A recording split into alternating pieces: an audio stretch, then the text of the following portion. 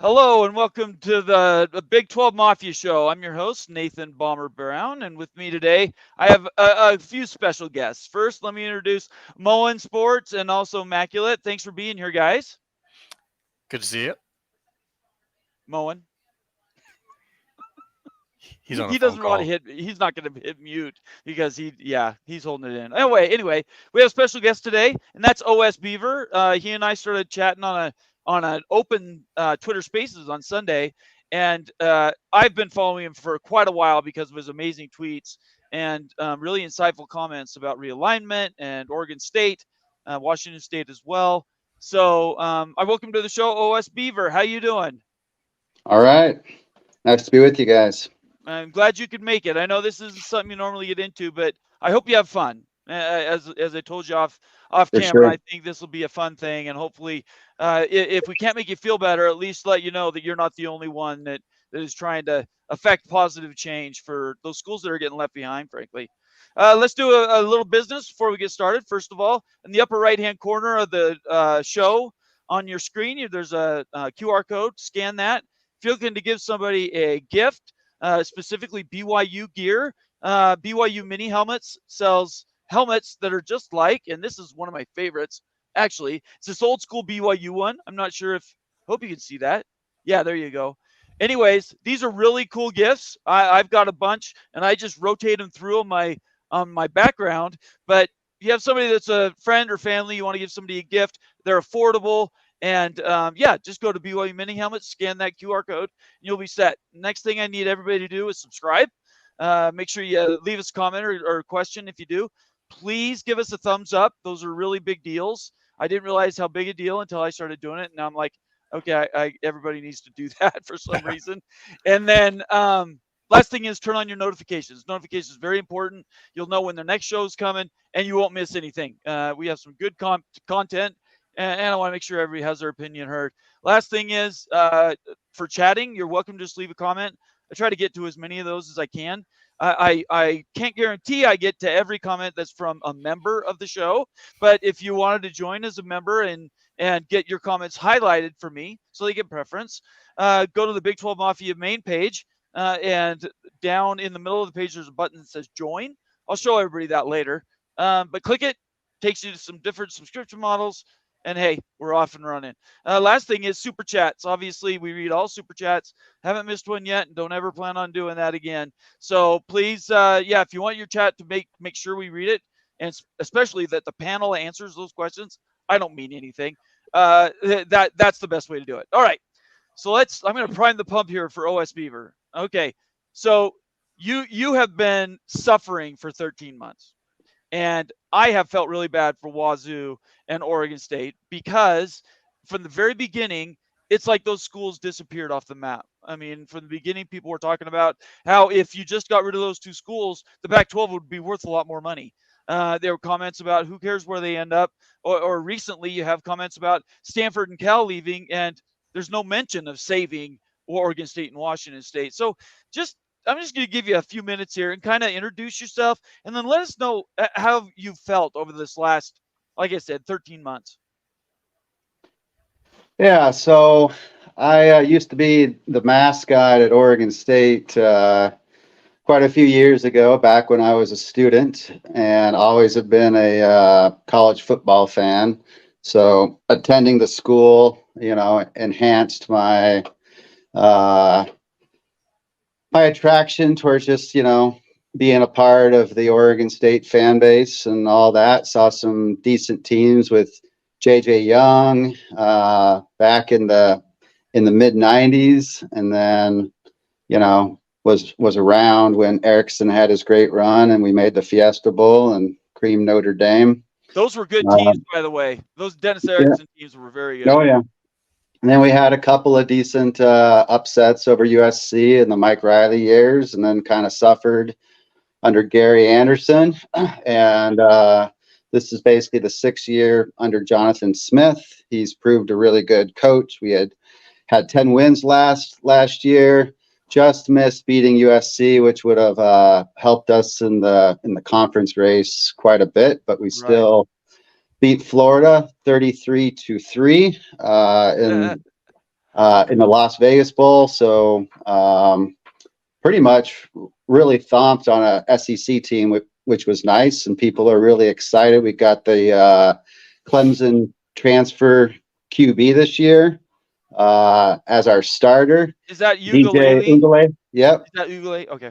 Yep. And then our backup will probably either be Aiden Childs or Gulbranson, who was our starter last year. He's not super flashy, but he's a game manager, and it actually helped us win a lot of games last year. So I think he'd be fine as a backup. Aiden, you might burn that red shirt on him. Most likely that will happen this year, but he's going to be special. Hopefully, with all this stuff with realignment and potentially, our uncertain future, hopefully we don't lose him or anything like that. Everybody was looking forward to several years with him as a highly effective starter. Basically like a 5-star recruit. He was a McDonald's All-American in that game and did really well. So he looks special. I really appreciate that. You know what I find interesting is, I kind of keyed you up to really lay into, say, USC and UCLA, or lay into the Big Ten or the Pac-12. And I just find it interesting. And I don't know, Immaculate, if you caught that as well, but it seems to me like it from the outside, you would have been really upset about that, but you're focusing on today. And I think that's pretty cool. Yeah, I think our fan base is very excited about this year. So we've got the new west side of Reser Stadium, which was a $164 million remodel. Right. Yeah. It's got is rated as the nicest bathrooms in college football as of now. And they put a decent amount of tech as far as some digital displays, and there's this whole concourse called Beaver Street where you can walk around the entire stadium, and lots of food options. And they kind of really went into the Beaver theme with like a restaurant called Chopsticks, and there's other things like that I think will kind of create and enhance the environment a little bit. But yeah, we're excited about this year. Realignment's pretty crazy. Once we got our new commissioner, Klyavkov, it just seems like nothing has really happened in the last couple of years with him. Right. It was this back of envelope calculations, trying to hold on to UCLA, and he wasted like 6 months doing that stuff. And the odds of that ever panning out, it was just never going to happen realistically. I think, they got a little bit of money for Cal once UCLA leaves, but there wasn't enough happening, and they turned down that offer from ESPN for the $30 million, which looks like pretty poor mistake. It definitely hurt Oregon State. I do think there were other people involved that thought they could do better, not just for the Pac-12, but potentially in the Big Ten and the Big 12, and where some teams ended up in. So okay, Immaculate, I know you're keyed up. I know there's a lot of stuff that we've talked about the last few days. Kind of what is your perception now of where Oregon State is at, and sort of the positive feedback we're getting from OS Beaver? Well, I find it very interesting. I'll readily admit, Oregon State's never really been on my radar before any of this happened. Being from Iowa, I live in Arizona, so I kind of follow the Arizona State stuff. But what I have seen from the Oregon State folks, there hasn't been nearly as much Washington State push. It's been very heavy from Oregon State. That's true. And what I see it and what I compare it to in the past, since I've been following realignment as almost like an obsession for years now, is I see a lot of West Virginia in you guys, and I also see a lot of Cincinnati. West Virginia barely got out. Cincinnati did not. They ended up having to fall down, but they fought their way back, and then they're back up again. And I kind of see that in Oregon State. I see that you guys seem to have it in you that no matter what happens, you're going to make the best of it. And that's what I say. Like, this possibility, if you go to the AAC, which I do think is better than the Mountain West. Yeah, absolutely. The Mountain West is the easy pick. Yep. It's the low work, low effort, just slide right in. It looks great on the map, whatever. Right. AAC, you're going to have to pull some Mountain West schools with you. It's the higher work, higher risk, but higher reward. And, if you guys work through that and you get into the playoffs, I'll tell you right now, you're going to be making more money than Stanford and Cal. Yes. And everyone's going to be looking at you like as all of a sudden this big Cinderella brand, everyone's going to know your name. And people like me, we didn't know your name before. Like, I'm just being honest, and hopefully that's taken in the right light, is that, kind of the positive spin of this is that people could know who Oregon State is. Right. And when I see you guys now, I say, you guys actually play a lot like some of the Big Ten West teams. So for someone like me, I watch and I go, I see a lot in Oregon State. I think you guys could win the North this year. I think you could go into the Pac championship this year. This could be one hell of a story. So I just think from you guys just to know that I think there's a lot of respect for the way your community is kind of taking this one on the chin and saying, no, we're not going down from one blow. So, yeah, our schedule lines up pretty good this year. I don't have it in front of me or anything, but I've heard people say, Oregon State potentially could be sitting 5-0 or 6-0 off to a really good start, with a lot of things open. And then, there's a couple, I think we end with at Washington, at Oregon. Right. And then that's where it's like, we have to be at a pretty good spot in order for some really good things, but at least get one of those. And then there could still be a lot on the table at that point for Oregon State, I think.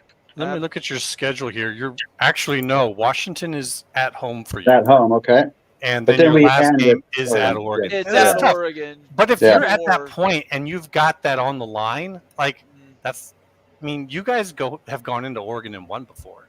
Oh yeah. You guys have gone in and shocked the world there before. That's not as tough of an away game for you guys as say going to Washington is, in my opinion. Playing Washington at home, that makes it very winnable. Like, all in all, should still be a great game. Their QB, who is Penix, he's top notch, but they'll be playing at a high level. I'm sure Oregon State's going to be playing at a pretty high level too, and have a ton on the line. So that should be a great game no matter what. And then in the Civil War, which it doesn't really have a name right now, Oregon State-Oregon rivalry, which might not even happen after this year. We'll see how all that pans out, but we have gone in there. Jerry Pettibone, who didn't necessarily win a lot of games, he had a couple of big road wins at Autzen, so it's doable. Yeah. That'll keep you around for sure. Bomber can tell you, I actually had you guys rated higher in our internal rankings than Oregon. I think Oregon's overrated. I don't necessarily have them over you guys. Yeah, I think Oregon's overrated. Let's get Moen in here. He's been stewing. He had a phone call. He had other things that were more important. What's going on today, Moen? It's great to see you. Not a whole lot. Just, just some friendly banter. Just being friendly. That's what we're here for. Let's go. Oregon State. I want to stay on topic with Oregon State. I think Oregon State deserves to take a spot in the Power 5, Power 4, A3, whatever you want to call it. They've done more than enough to earn their spot.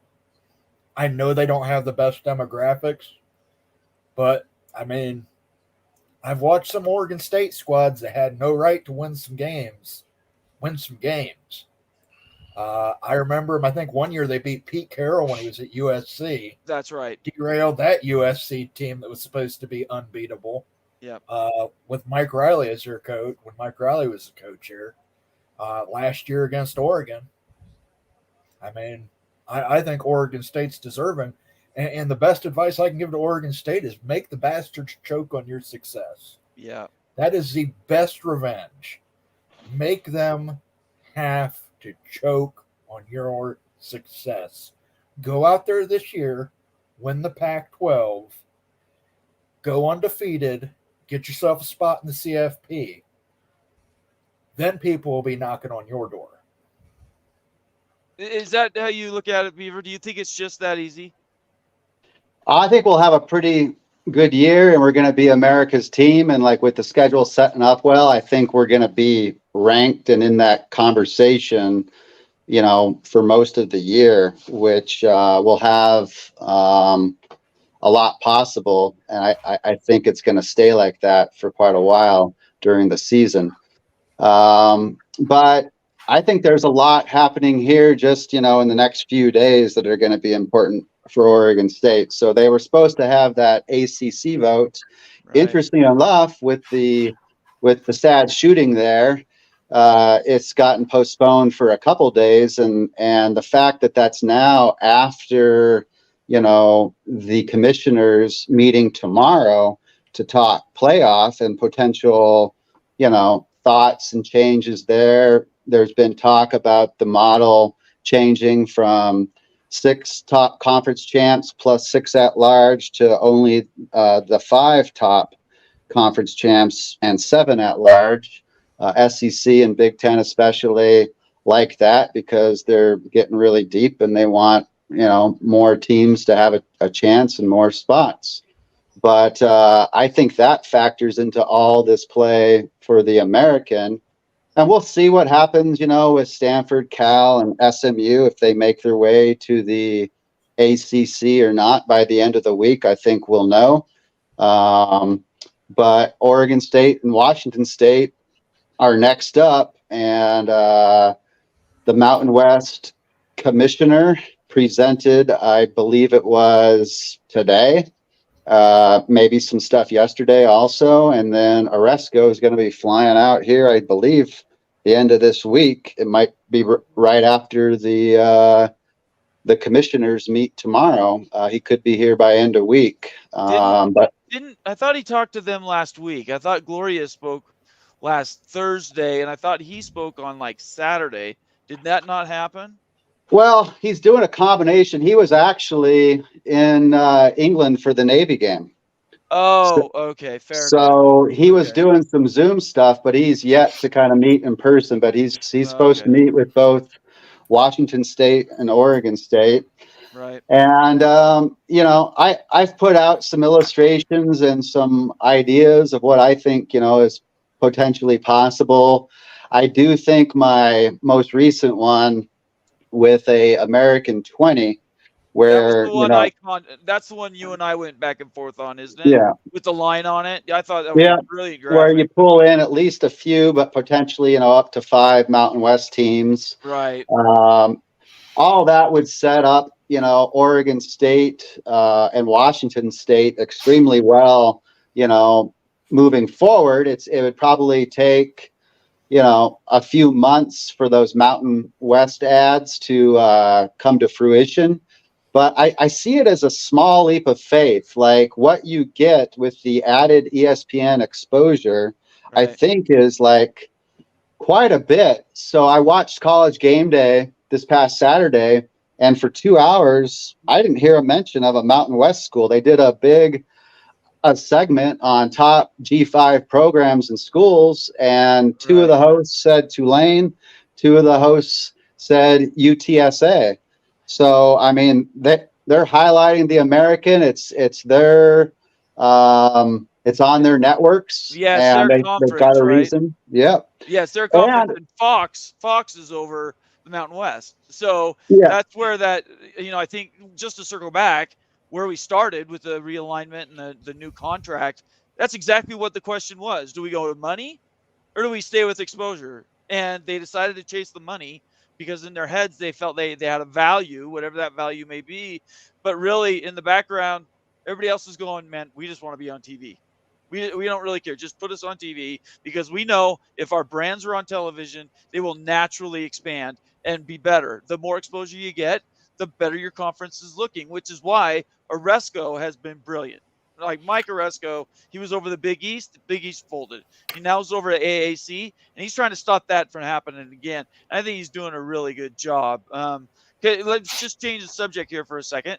I want to show everybody this. I have to share this with everybody. Bob Thompson, he and I are now friends, I'd like to say. And we trade messages, and and I comment on his different tweets. I wanted to show this one to you. Ouch. Sorry about that. How did I do that? All right, I just did something. There we go. Anyway, so let me make this bigger. So basically, he's responding to this Ralph Galantine.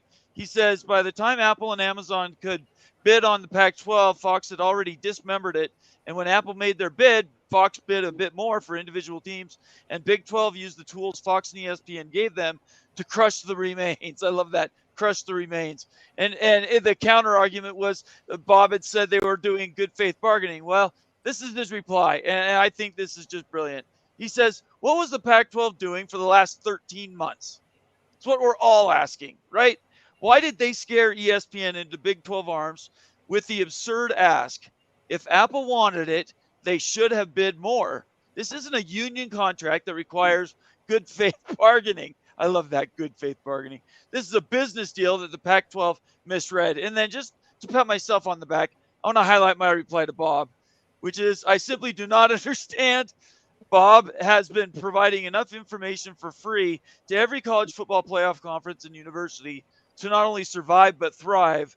Honestly, the best question ever posed. And then so what was the Pac-12 doing for the last 13 months? So Immaculate. First of all, what are your first thoughts about that reply and exchange that he had with this? I don't know who this Ralph person is, but what do you think about that? Well, I think it's pretty much just kind of talking common sense here, is that the Pac-12 just didn't seem internally to understand where their position lied in this field. They tend to kind of look at their academics. They kind of saw themselves as running the West. I think they just saw that they were in a unreachable white tower, so to speak. And I think this has kind of brought everyone down to earth in regards to, when it comes to sports, academics matter with maybe certain conferences that have the strength of positioning to care about that. But if you don't, you maybe need to start worrying about some other things as well. And, Pac-12 just didn't play this one very well. And I think Beaver talked about that with all that GK just didn't do that well. And I'd say, from some of the reports we got, I think maybe GK had his hands tied behind his back by some presidents as well. That's what we've been told. Yeah. Yeah. Whether that's I would say the same thing. Like, once USC and UCLA were gone, it's an uphill battle, right? That's 40% of your market. Los Angeles is the second media market in the country. They really should have had their headquarters down there, right? And they should have been making sure SC was happy. So the fact that he didn't really know what was going on, that's probably like the big mistake I'd say he made. Let me really quick. Let me just address this really quick. Tim Fitzgerald is in the guest lobby, so I'm going to send him a message. If you're still there, Tim, there you are. He wants to join, so I'm going to let him join. Anyway, go ahead. You were saying something. Go ahead. I'd say I think that's a good point, but also just to kind of play devil's advocate on that, that's exactly what the Big 12 did with Texas by moving their headquarters to Dallas, and that still didn't quite get it done. So to kind of expand on that point, so Oliver Luck was talking about exactly that, and he said the mistake that they made was they didn't act immediately like the Big 12 did, right? They added 4 teams. The Pac-12 could have taken it seriously, but they just didn't. And then this media stuff, I mean, you guys know it was going on for like well over a year, just getting extent, just keep on kicking the can down the road, and like, oh, we're confident, like with it in a very short time that we're going to have the media deal, like making it sound like it's in under 2 weeks, and like 3-4 months more would go by, and this happened multiple times. Right. I was going to ask Moen really quick. Moen, I know you normally don't necessarily get into these in the nitty gritty, but that comment that Bob made and basically calling everybody out and just saying you're all stupid because you didn't just do the simplest thing. You're in the Big Ten. You and Immaculate both see it from far away. What does it look like to you? The point people have to remember is the Pac-12 was presented a deal by ESPN. Right. They turned it down. Right. You can't bitch about Fox and ESPN parting you up after you turned ESPN down. There is no tortuous interference. You had a deal presented to you. You couldn't close the deal. You had one partner you were relying on. And he's right. If Apple wanted it so bad, Apple should have paid them more money or got them some kind of deal suitable Right. with linear exposure. So nobody to blame but themselves. But there's a whole bunch of crap that went on behind the scenes during these things that led people to do what they did. Right. I can't wait for the 30 for 30 on this. It's going to be for like The HBO. Last Dance. Yeah, for 18 HBO to episodes. do a documentary on it. But I mean, Right. there's a very, very funny reason that Colorado got pushed toward the Big 12 by somebody within the Pac-12. Tell us. I will not be telling that story. Okay, That tell is- me, and then I'll tell it. How about that? Call me Basically, tonight. I'll try and sum it up as easily as I can. There was a school that complained to Colorado about playing footsie with the Big 12. This was also a school that was playing footsie with the Big 10, and we'll leave it at that. Okay. And so, Yeah, you know, I think Oregon and Washington for sure, had a foot out the door or were interested in that potentially just for Right. the higher payouts. And like Phil Knight was like highly interested in that, not too much longer after SC left, then it's like, well, what's going on here? And like, we need a better home. Probably we want to play big time football. So, Immaculate, go ahead. I had Yep. cut you off. Go ahead. Oh, well, I'm not sure on that point. I was just going to say to this, I kind of have the feeling that Washington has had one foot out the door for quite a while. Absolutely. From a Big Ten Absolutely. perspective, just gonna Yeah. put it on the line. They are everything that kind of defines what a Big Ten university is. I doubt they had a single school in the Big Ten that was like, nah, we don't really think they fit. So Right. I just think that this whole thing kind of happened a little bit quicker than everyone is comfortable with. It's Big Ten doesn't usually add this many schools all at once because it kind of creates voting blocks within the Right. conference without bringing a couple in, making them feel at home, get used to everyone. So it creates a small problem in the conference. So I think that they got pushed a little quickly by I think the Pac was supposed to take the $30 million. To be honest, I think they were Yeah. supposed to take that deal, and when they didn't, it kind of threw this whole thing off in a direction that no one saw. So let's jump into that. That's one of the topics I wanted to talk about, and it was a great lead-in, Immaculate. So this is to all three of you. And Tim, if you're there, I sent you a DM in Twitter. If you're still there, I'd love to have you on the show. So this question about voting blocks, right? There was that joke, rumor, whatever, that somebody said that we might bring in all four of the Pac-12 schools into the Big 12. And I can tell you right now, as a Big 12 and a BYU fan, there is no way in hell we wanted Stanford. No, there is no. These schools hate each other, right? Probably at the administration level, they get along. We play football against them, but honestly, they have been against BYU for decades. So I think the voting blocks thing is a real deal. I think that people have to position themselves and put themselves in the best position to be successful. And the way to do that is you get guys on your side. Yeah, and that's a known thing in the Big Ten, and Moen can even talk to that to greater degree than I can. Like Ohio State has its own voting block. Iowa's in one with Wisconsin. Right. Michigan's got theirs. I mean, these things are real within these collective conferences, so to speak. It's not like they're all of one mind. They're not. Right. They're just, you got to come to a negotiation and a compromise. Beaver, don't you think that was kind of the Pac-12's problem? Is you had 12 people not unified, going in different directions. The mirror image is the Big 12, and like everybody's holding hands and singing. Oh yeah, I mean, well, the Big 12, several months ago started to target the four corners, and we all knew what was possible of how, and like there was talk, well, maybe it just stops with Colorado or then Colorado and Arizona, and then you could rebuild, but right. But those connections were just enough, especially between Arizona and Arizona State. And then Right. It was enough to just do all four dominoes. And people knew that was a possibility. And I think similar things, right? If Oregon State and Washington State just have a small amount of faith and go to the American for the better exposure, dollars, and, money, and, everything, then, I think playoff access, that you will get 3 to 5 Mountain West teams within a handful of months that will follow, because they're going to see the light and they're just not going to have like that great of options. They're going to be in a pretty stagnant a league that east of the Rockies, there just is not much interest for. That's another reason why a lot of these teams moved east, is ESPN knew that these schools, and Fox too, that they're more valuable playing against other teams than they are against each other. Right. Yep. Exactly. Oregon did that with all of the games that they scheduled. They did all of that legwork for the networks. They kind of had to, I think. Moen, what do you think? Well, to go back to Washington having one foot out the door, we knew that when they requested an application the day after USC and UCLA Absolutely left. right. That Anybody was, who didn't recognize that was blind. Yep. Yeah.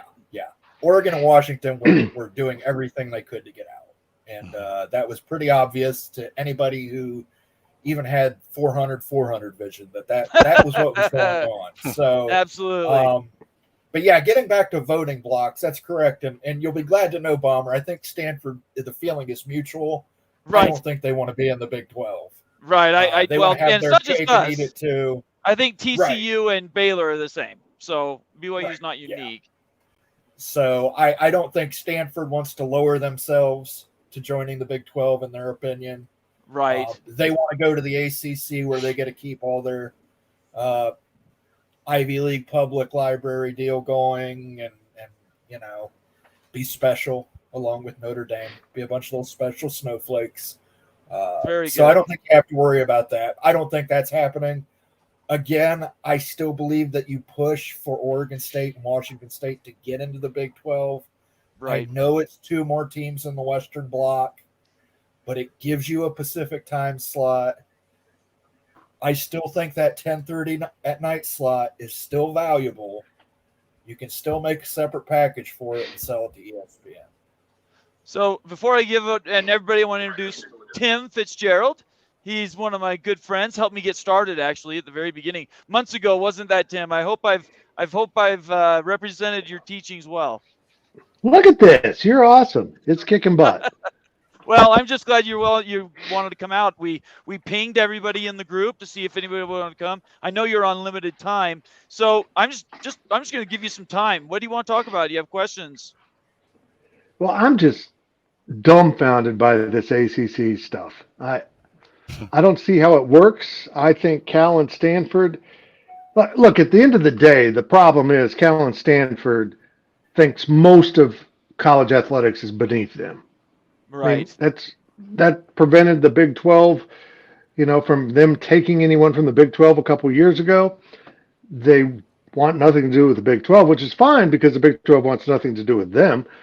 But I don't understand. I know what the ACC is trying to prevent. They don't want to drop below 15, all this stuff. Right. It's the Atlantic Coast Conference. It's not the All-Coast Conference? It's exactly. Pacific Atlantic Conference. We got the Pacific Atlantic and Gulf Coast now. We're good. I mean, after all these things you're worried about, travel for your student athletes, because it'll be nuts. It'll be crazy. It's not like the teams joining the Big 12. There's 5 in the Mountain or Pacific time zones. Right. And you get to go to Texas and Kansas. And who doesn't want to come here to Kansas? It's just beautiful. I'm going to try to make that trip, Tim. I'm trying to make that trip. It's fun. It may not be as fun for the BYU fans because we have a great bar district, but Manhattan's still fun. That's all right. But Kansas City has great barbecue. Yes, they do. You guys got good barbecue there, no matter what anyone says. So we have somebody from a Pac-12 school currently. Do you have any questions for Beaver? Any just thoughts that you might want to get out of him? I mean, he's a great resource. He makes some amazing graphics. I'm not sure if you've seen them, but they're pretty awesome on Twitter. Oh, I gotta go check that out. Yeah, absolutely. Look, I'm kind of getting the point where this whole thing that started with the Big 12 was talking to the Big 12's not talking to any more schools right now. That was more the stuff from, I'm guessing, the Cal administration and Kirk Schultz, who muddled up the whole Pac-12 situation with all of what they said. But I'm to the point now where, hell with it. I'll take Washington State and Oregon State. Let's do it. Let's put them in the Yeah. Big 12 and let's go to 18 and have 3 pods of 6. It works great. Well, it didn't work great for Kansas State and Kansas and Iowa State to be in a pod with Cincinnati and West Virginia, but you Right. know what I'm saying. Yeah. I'm just, this is just, I'm absolutely sick that great fan bases, particularly at Oregon State, are getting left out because it was almost K-State. That was the angle we were covering for a while. K-State's going Absolutely. to be on the outside looking in, and like I said in a video a few weeks ago, it's cutthroat now in college football, and Oregon State and Washington State got their throats cut for no doing of their own. They were just almost like Right. bystanders. So I don't know. I wish they would. I wish Cal and Stanford would come to their senses and they could just merge or take some schools from the Mountain West and have a Pacific Conference. Yeah. Have a Western Conference. There's a place for that, and I think there's enough good football programs in the Mountain West to form a Pac-West conference that makes a lot of sense. But Cal and Stanford won't do it. Beaver, what do you say to that? I mean, I think there's a few good programs in the Mountain West, probably 4 that are, and then you can make a case for a 5th. But I think the 2 best options for Oregon State would either be a reverse merger with the American and then taking 3 to 5 Mountain West teams. You could also do in theory, the dissolvement with 11 of the votes of the American, but I just don't think that's too likely. You could do the reverse merger with the Mountain West. I don't want that because I just don't want teams like Wyoming and Hawaii and Nevada and New Mexico. Really, I don't think they're going to add anything. I just don't think it's a very good baseball league, too. Oregon State's got 3 national baseball titles. Yes, they're And very the American plays better baseball. Like Rice is good. East Carolina's good. Tulane won it this last year, the same year they won their, the American in football. But North Texas is probably on their way up. They've got a large enrollment, but they're just more baseball schools there. And then basketball, you've got Memphis, is pretty good, and football, Tulane, Memphis, USF. It's interesting you say, although you don't mention SMU. I find that remarkable because we've all been told SMU is this monster, right? They're the real jewel that we're capturing. Well, we just don't really know yet. They could be gone. If they don't get in, then there's a chance too that maybe Stanford, and I think they would have more interest in the American. They don't see it as below them as they do the Mountain West, I believe. But I don't really think Oliver Luck is going to do any of the heavy lifting to, take 4 AAC teams or 6 AAC teams, then bring in 4 Mountain West teams. Like, that's more effort. I think you have a better chance to save your A5 status doing a reverse merger with the American. And then you put these Mountain West teams and you still end up with the best ones anyway. You're going to just force their hand. And then because of the talk of kind of going from a 6+6 model in the playoff to 5 and 7, and only the top 5 conferences champions would have a spot, you get that 5th auto bid. You're hosting at home. And I just think the Mountain West champion is going to be more likely to have plenty of years where their champion does not even get in the playoff. And if they do, it's an 11 or 12 seed, and they're going to have to start off on the road. And you're most likely going to lose that game. So you're not looking that great. Whereas if you can be the 5th seed, win that game, get all the national attention, prestige, and, money and exposure for winning, you can go from like potentially a 10 million base to you're in the second round of the playoffs. You've already won a game and you're approaching $15 million maybe for those teams that are doing that. So I just think exposure-wise, ESPN's got the hype machine. You get quite a bit more there, and the footprint is 2.5 times the size. So it's 55% of the U.S. population compared to 22%. And then who has more reach into that other 45%? Is it ESPN, where people are tuning in more? Or, is it really the Mountain West, where I just don't think outside of those teams and east of the Rockies, there's very many people that are tuning in at all. I just don't. They haven't gotten a team into a New Year's Six Bowl in 9 years. It's been almost a decade. It was the first year of it in 2014 when Boise State went, and they haven't been back since. Yeah. It's just the people just aren't. The people aren't interested enough. They're just not. They're checking out other stuff. But if you give them like a conference race or a West and the East, and you limit the travel, which they could do with an 18 or 20 team American, they could make it, almost 90% of travel in division. But you have that conference race factor that makes people tune in more. And hey, what's going on? And you can watch all those other games all day long on Saturday and Thursday and Friday nights. I just think it's going to get quite a few more viewers. So we're at 100 people watching us right now, which is fantastic on a lazy Tuesday. I really appreciate everybody being here. I am on a stop clock tonight. I've only got about 40 more minutes. So we want to dive into some of these topics that are in our comment machine. Really quick, if you're new to the channel, please subscribe, turn on your notifications, leave a comment, suggestion, whatever, and then give us a thumbs up. I don't track those during the show, but I know that they help the show. So if you like what we're doing, give us a thumbs up. And a couple other things. If you want your comment to be read for sure, you can make it a guaranteed spot if you do a super chat.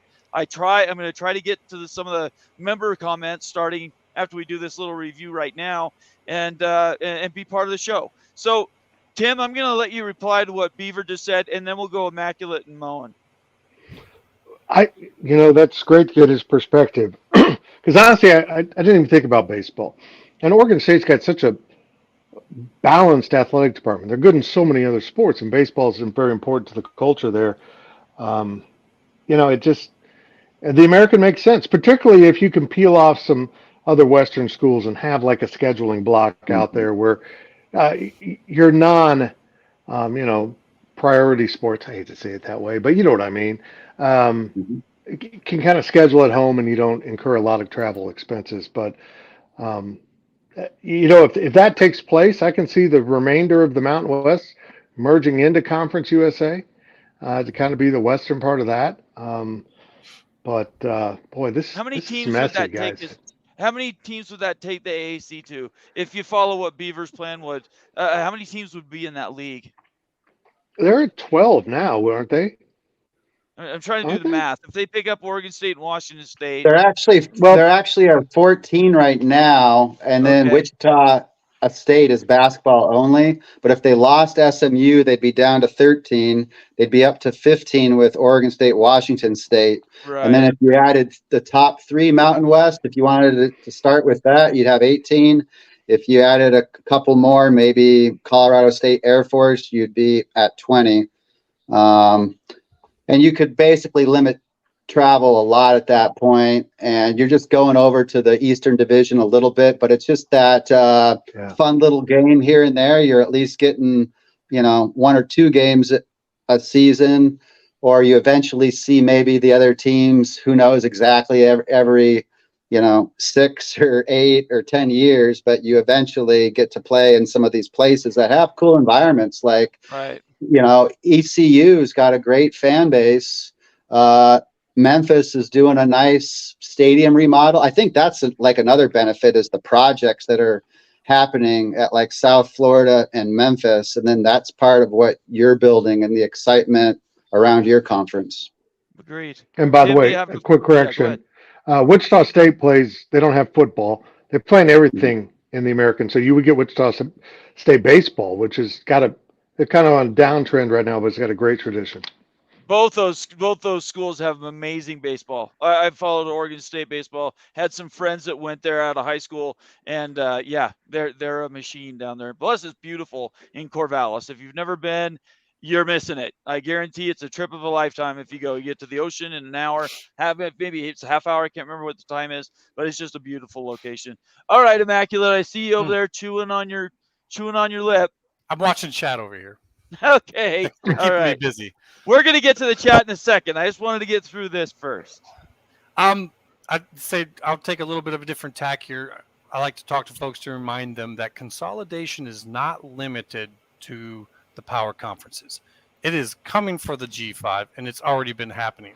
So when we start talking about these theories about who can go where, the AAC is not done having some schools pulled up. I look at Tulane and Rice, and I say highly likely they're going to end up in the ACC in the future. Rice? So, yeah. They have like 5 students. They're they're like a very highly touted private university. That's right up the alley of Stanford and Duke. So you got to think of it in a different direction. And it's in Houston. So, okay. I'll defer to you. It has what they like. And it actually has a pretty big stadium. It just needs to be furbished. Anyways, no problem. What I'm trying to say is more spots are going to be open. People think you're going to have to kill the Mountain West to do what Beaver is talking about. And I don't necessarily agree with that. I think that you could possibly look at who's going to come out of the AAC if that happens first, if that happens soon, if the ACC would get their crap together and let these schools out that want to get out. Right. And that you could look at a full-on merger between the Mountain West and AAC at some point in time and have your West Wings and your East Wings. And what would that count be?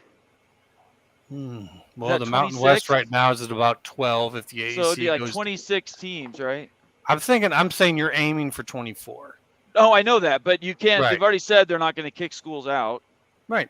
That's what I'm saying. Like in the end, I'm thinking that you could come up with a theory. I'm not going to be able to do that right now here. Right. No, I get you. I understand. But I was saying you would aim for a 24 and to have that be your top end. Otherwise, you're going to probably lose a few out of the Mountain West, and I don't know. There's not much choice if they don't go along with the Mountain West. So if everyone's kind of isn't the Mountain West thing based on the leaving? They can't leave till 25. Since they can't leave till 2025, they would need to go a year with a rump conference, maybe 6, 8 teams. Within a year, it's 34 million. If it's the 2 million time that's specified, then it's just half of that. It's like 17 million. It's still expensive. But, it's 17 million, but that's not till 2025. Yeah, they could still start in 25 for 17 million. Right. But if you got them to sign, if this happened all in the next few months, 3 to 4 months, and then by early next year, you had a few Mountain West teams commit to the American after Oregon State and Washington State win. They could sign on for 26, and I'm not sure if there's really any exit fee at that point. But it would just be a lot more like what we saw Texas and Oklahoma do, where they made it official, but it was still a couple of years plus out. And I think that would be how you would want to basically do it, where everybody knew it was coming. Right. Yeah, and the future of the payout from the CFP is that you'll get it per school and not per conference. So by going that large, you're not hurting yourself. Your conference is actually just going to get more money. Like a 24 team conference each team would get paid the same amount as a conference with 14 members, whereas now you get paid the same amount and it gets divided up by no matter how many schools you have. So it's really kind of holding back expansion, and that's going to change. Moen. For starters, I'm getting confused with all these AAC, ACC. It's Can tough. we just refer to it's the Notre Dame conference, guys? Okay. Everything's for Notre Dame, so just refer to it as the Notre Dame conference. Okay, we can do that for you. Yes. I agree with Immaculate. I do think Tulane is probably going to get picked off. I think they're a really good school, great location, great fan base. I think if this whole Notre Dame conference thing happens with Cal, Stanford, and SMU, I wouldn't be shocked if Tulane is also added. Wow. Okay, there's a shot. Because they don't want to drop below that 15. Right. And there's a fear that they could lose 4. So they could lose 6 or 8, though. We know that. Right. That's true. Yeah. But right now they have 4 solid no's. So right. Absolutely. You got to replace at least 4. So I don't believe that Tulane's quite out of it yet. I do like the idea of AAC that takes some of the best out of the Mountain West and Right. creates their own consolidated G5 conference. It is going to be interesting to see who's available in that AAC. Right. Tulane, I don't think Rice is going anywhere. Immaculate lost me at Rice. I was kind of confused too. I'd probably take Memphis. Somebody's got to lose to Stanford, man. And I watched Rice play in Ohio Stadium, and I think they lost like 89-0 to a John Cooper Ohio State team. Let's not dwell on Rice. Yeah, it was awful. So, but yeah, Okay. I think that's a very viable path for Oregon State. Tim, I see you anxiously rocking back and forth. I know you got to say something. What is it you're stewing on? Well, from a Big 12 perspective, I'm fascinated by this in the fact that Beaver mentioned Memphis and South Florida USF and the projects. That was all started because they were trying to get into the Big 12. They were on the short list. They were under serious consideration, and USF sunk its own boat when they turned down the project a few years ago, and they revisited and came back to it and got it done. Memphis has been fighting with the city to upgrade the Liberty Bowl, which is a giant monument to blah. It's just awful. It's the worst press box I've been in. Yeah. And they're getting that done. But it's like, guys, you're kind of late here. I mean, USF had a great shot to get in the Big 12. I mean, it gives a great scheduling partner with UCF. It gives you another great rivalry, which is apparently what the networks want now.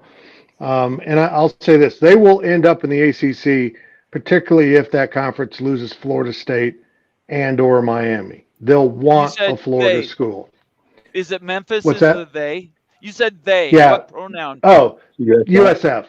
USF. Okay. Will end up. Yeah. Thank you. I was following you in my head, Tim. I was tracking your this way and this way. I just wanted to make sure I got the right school. Yeah, no, USF will end up in the ACC if they lose their Florida schools. They'll keep Florida. And look, it's known as the better of the academic Florida schools, if there is such a thing. And it also doesn't have as big an enrollment as UCF, but it's pretty massive enrollment. And I think Tulane is a hidden gem. I really do. It's a small private school, but it's a great recruiting territory you want to put your conference into. Willie Fritz has done an incredible job with that football program. They've got a lot of pride there. It used to be in the SEC, for heaven's sakes. And if you're looking for academic additions, that's got to be about as valuable as you can get right now in the college sports picture. And Rice as an academic institution is also up there, but nobody cares about Rice. At least some people care about Tulane football and stuff. Not a lot, but I almost wish that we could see a academic conference form, because I know the Big Ten would love to get rid of Northwestern, and the SEC has a Vanderbilt issue. The fact that those schools are in the Big Two, it just makes the whole thing laughable. Okay, you just wandered into Tony Altimore territory, Tim. So I'm going to have to mute you. We're not going to talk about schools going. Rice is raising money for their stadium, so they do see the writing on the wall. They're just really small. It's just a small school. Anyway, we don't need to dwell on Rice. I've got a half hour, so let's get to some comments. We've had some amazing comments in our chat. And Immaculate, I know you've been tracking them, so if I miss one, let me know and I'll pull it up. Okay. So probably first, get people to re-ask their questions because it's been going pretty hot and heavy. I know it has. We've had great conversation though, and I didn't want to break that flow. Yep. By the way, again, Tim, thank you for being here. This is so fun. Yeah. Let me just shout out with some of the people that were here first. Nathan Campbell always seems to be the first guy. Appreciate that, Nathan. Glenn Lumen from the Philippines. He's one of our members. Blake Phillips is also one of our dedicated followers. Daniel Gygax, Cougar Tracks, Bill G. They're both members of the channel. I wanted to show everybody what that looked like on YouTube. If I can bring it up here. Let me go back to the homepage. My bad. Your channel. Here we go. Let me share this so everybody knows where to hit that stupid join button. Let's see if I can bring it in. There we go. And it's hard to find, but it's right there. I wish Moen needed to work on this. There's got to be a way we can color that or something with arrows, make it all glowy. Anyway, if you want to join the channel, be a member of the group. There's a bunch of us. There's 3 membership cycles. I am one email away from ordering the rally towels, which comes with the very last one, the founder membership. So as soon as I have those, I still haven't received anybody's addresses though. I asked for addresses last week. I didn't get any. So if you want your rally towel and you're one of the $9.99 a month, you need to send me your address so I can send that off to you. New to the channel, 110 people, please subscribe. Turn on your notifications. I hate this part of the show. Okay. Daniel Gygax, Cougar Tracks, Bill G. Let's see. Larry's here, Pac-12 Pilgrim. Mike Smith, who actually made the show live. He's missed it a few times. I thought this one was funny. Our web says, just confirmed it, guys, with Greg, talking about Greg Pflugar. The PATC Theater will not be showing ACC games. So if anybody was concerned, you'll know that's not going to come on his network. Anyway, thank you, our web, one of our very valuable members. So is Ken and Shirley, who's saying, good day, OS Beaver. There's been a few of those. I don't know if you've been tracking that, but there's a lot of people in here. Happy to see you. Sounds good. Let's see here. Nathan Campbell says, hi, Bomber, Immaculate and Moen. And we got to get down here to some of these. So here's one right here from Daniel Gygax. And this is to the group.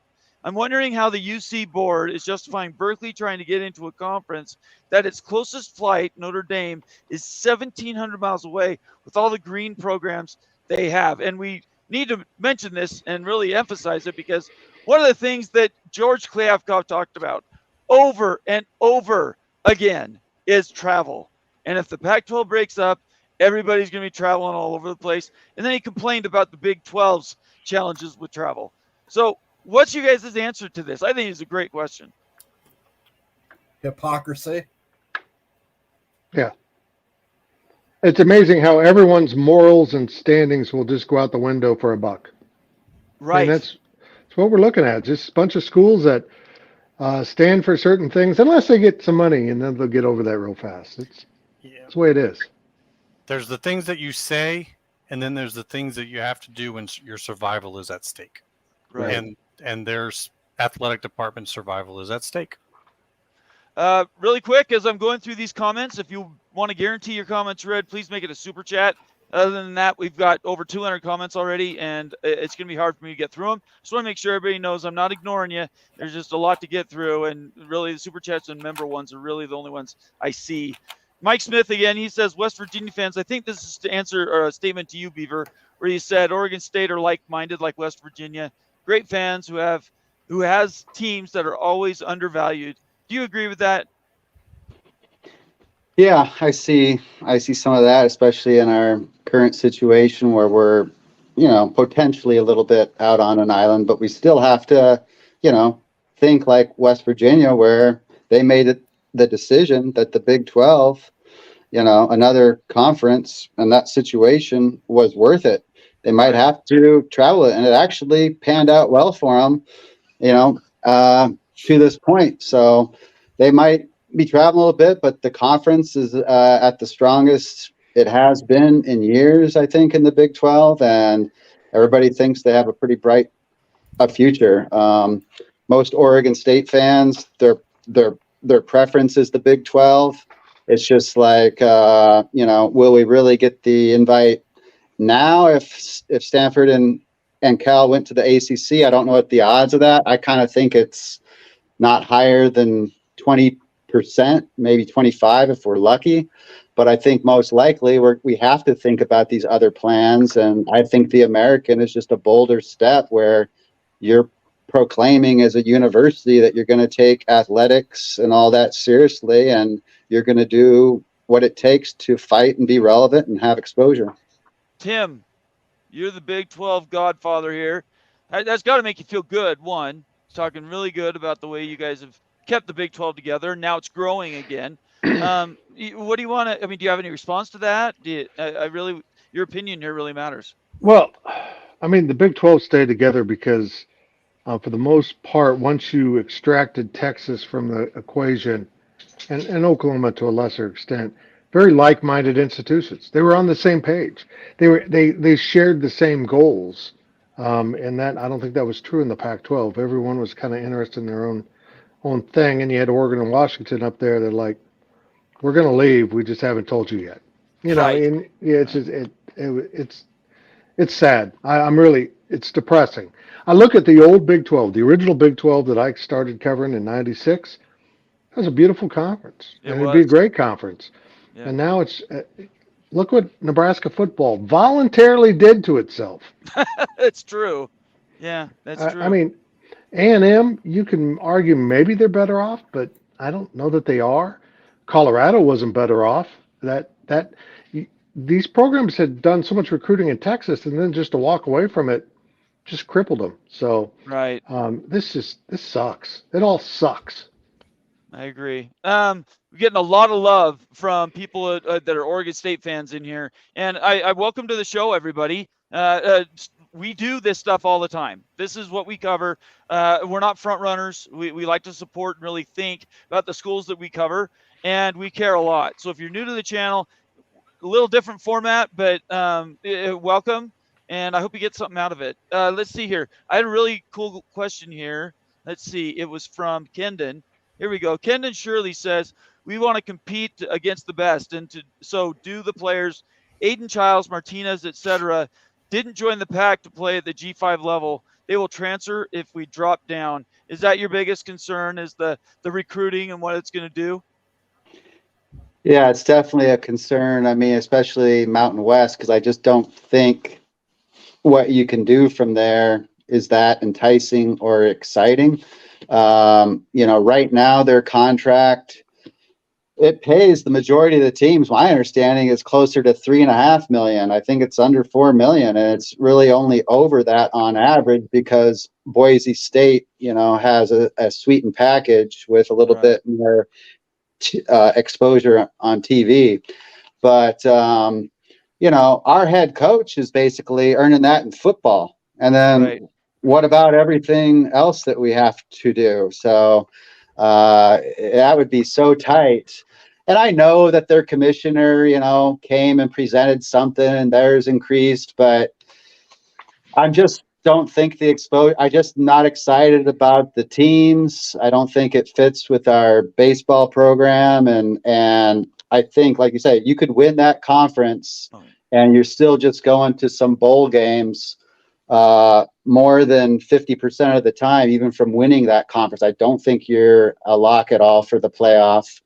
And then in the years that you're lucky enough to squeeze in, I think you're an 11 or 12 seed, and then you're on the road. I even with Oregon State and Washington State in that conference, I still think the American would make more playoffs and as a higher seed more often, just because of the ESPN exposure, the bigger audience.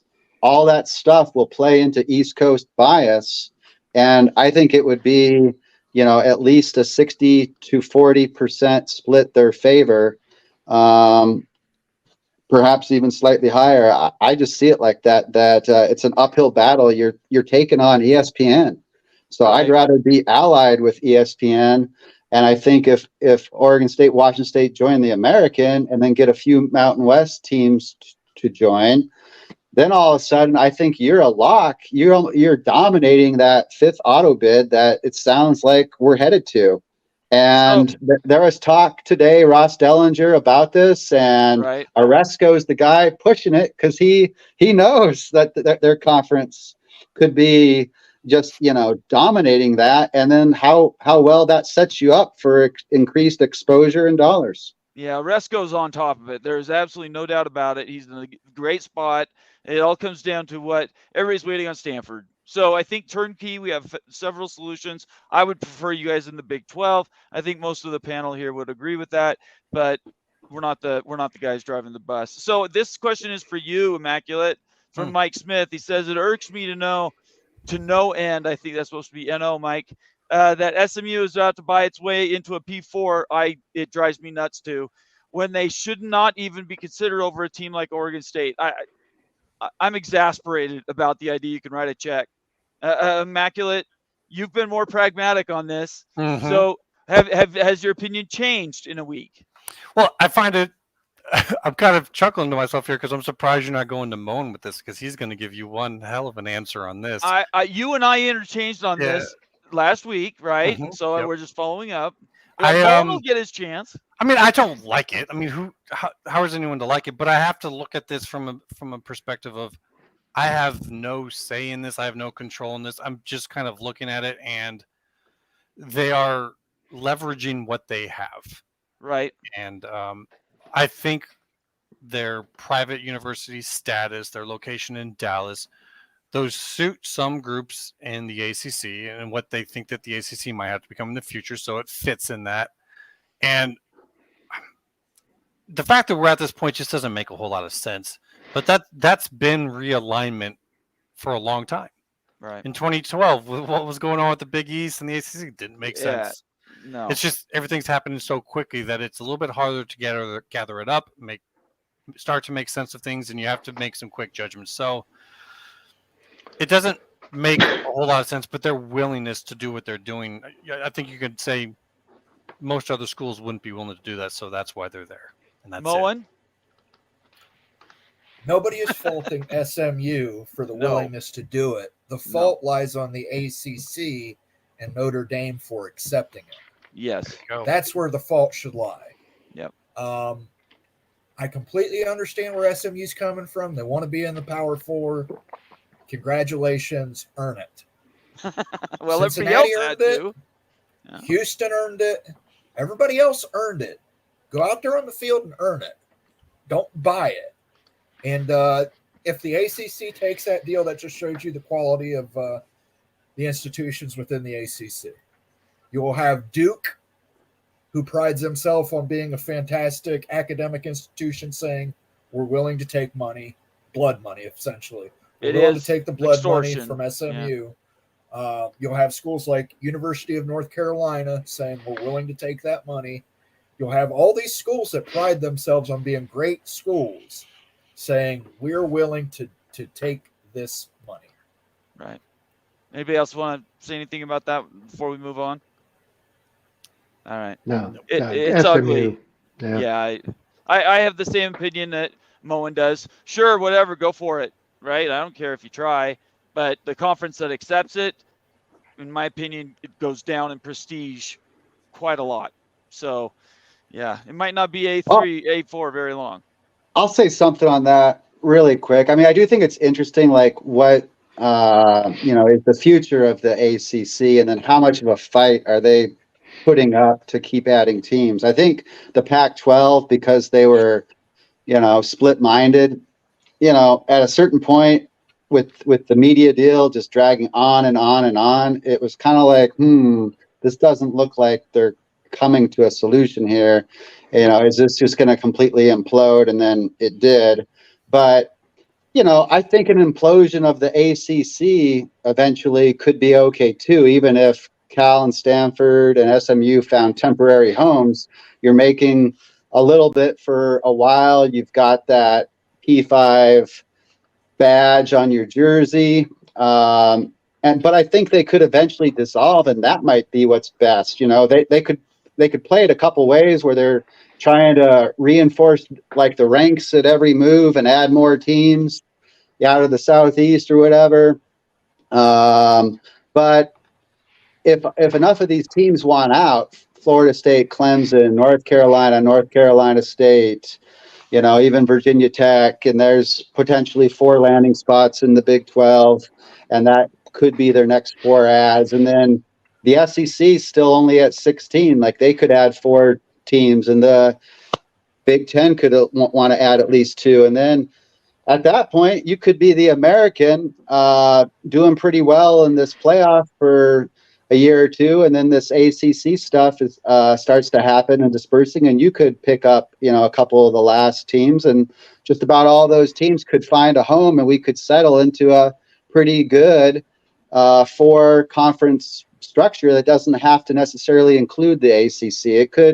It could be best served potentially just going the way of the Pac-12, and then you have all these national conferences and nothing with a specific coast in its name.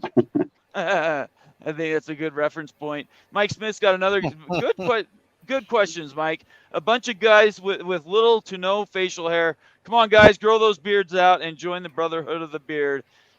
Me and Immaculate are working on that. I think everybody right. else is All right, doing Mike. it. I'll take that challenge. We'll do it.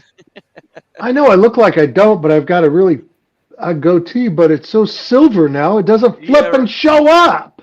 I've got the same Got it. problem. My hair's like So- transparent. It doesn't work. Let's see here. Mr. Monkey says, good to see you, Monkey. We've got some late enters. Abe Al-Baruni.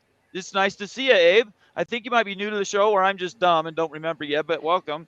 Mr. Monkey says, if the professor was accurate, everybody knows who that is, someone else will have to jump on the pack for 30, 35 million to get the bargain. Does anybody want to comment about that?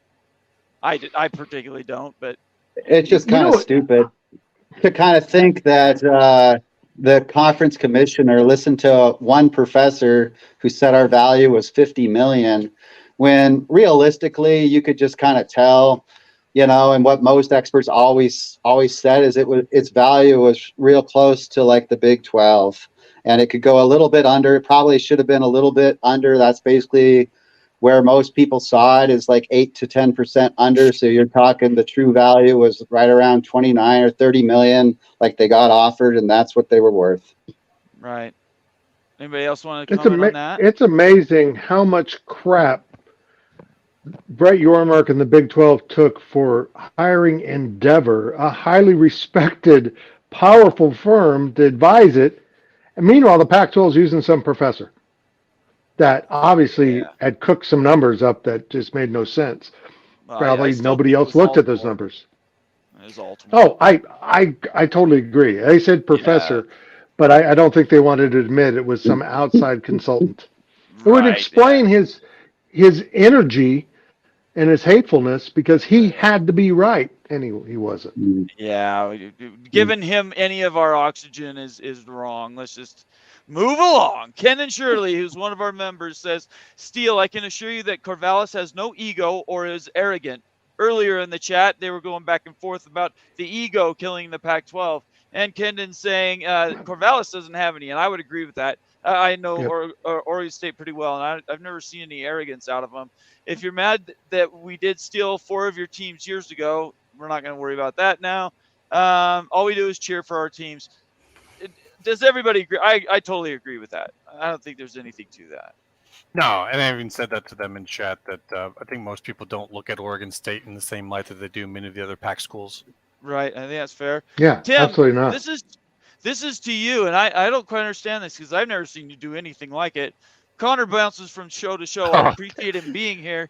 He says, not going to let this Tim guy get away with it. He has disrespected the Beavs at every turn.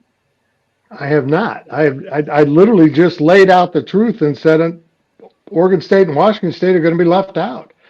And I took a lot of abuse from Oregon State fans with the whole Big 12 anon stuff. So, yeah, that whole thing got ugly. It got really ugly. And I mean, I got a death threat. It's like, what?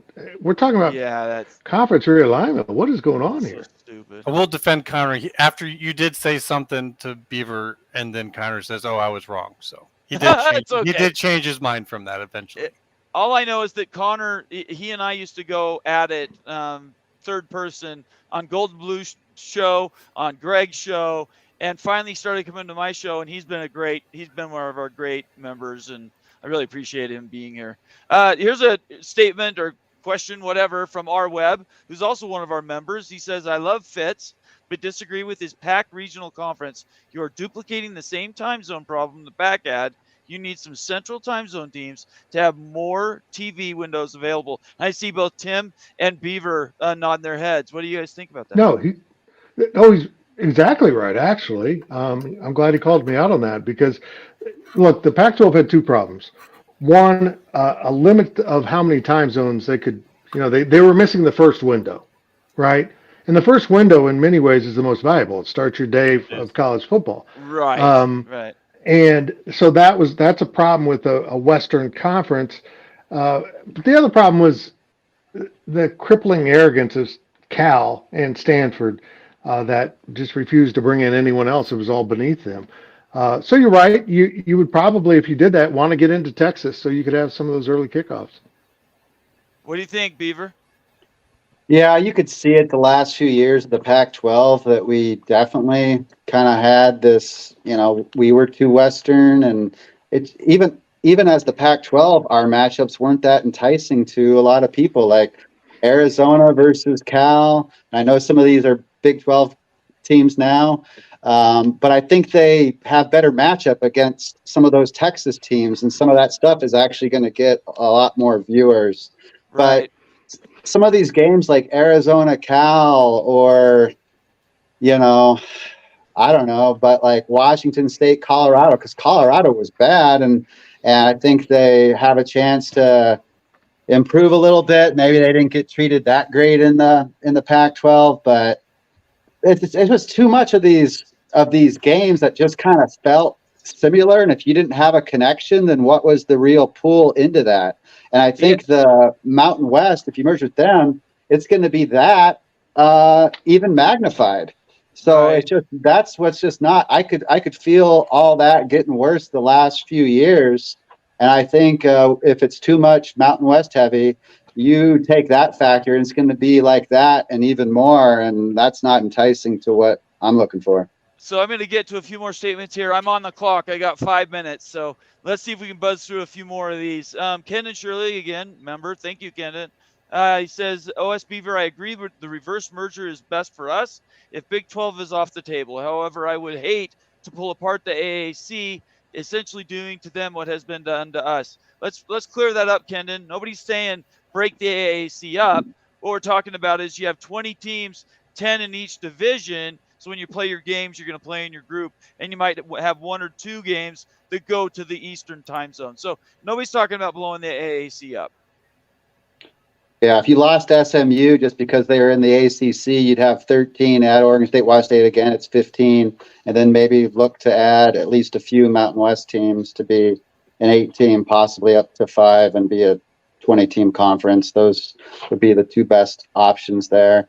But, one thing I'll talk about here real quick that I don't really understand this strategy, but I'll just throw it out from like our fan base perspective of how they think they have some leverage, is like threatening ESPN that we'll go to the Mountain West, and then we could keep this A5 status, and then you're gonna not want that. And even though ESPN prefers us in the American because they have to pay less, you'll allow us to kind of go into the Big 12 at a full share, just to not have us basically keeping that A5 status with these other teams. And it just doesn't seem like that much of leverage to like me. A little bit, yeah, ESPN has that late window, but I'd rather act in good faith with them. They tried to help us before with this $30 million offer. You don't want ESPN as an enemy.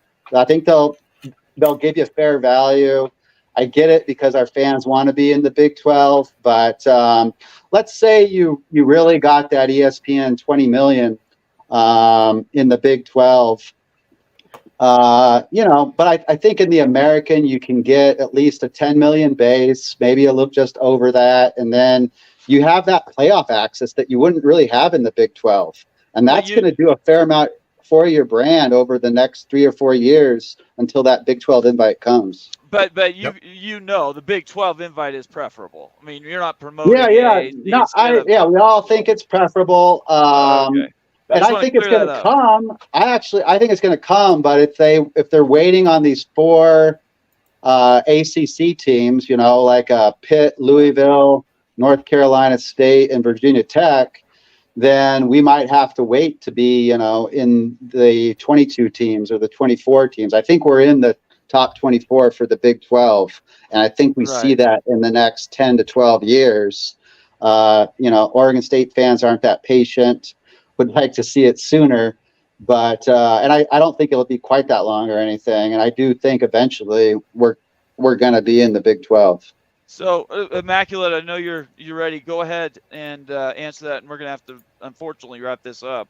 So go ahead. The question, or more along the lines what he was talking about in terms of what he's saying, whatever.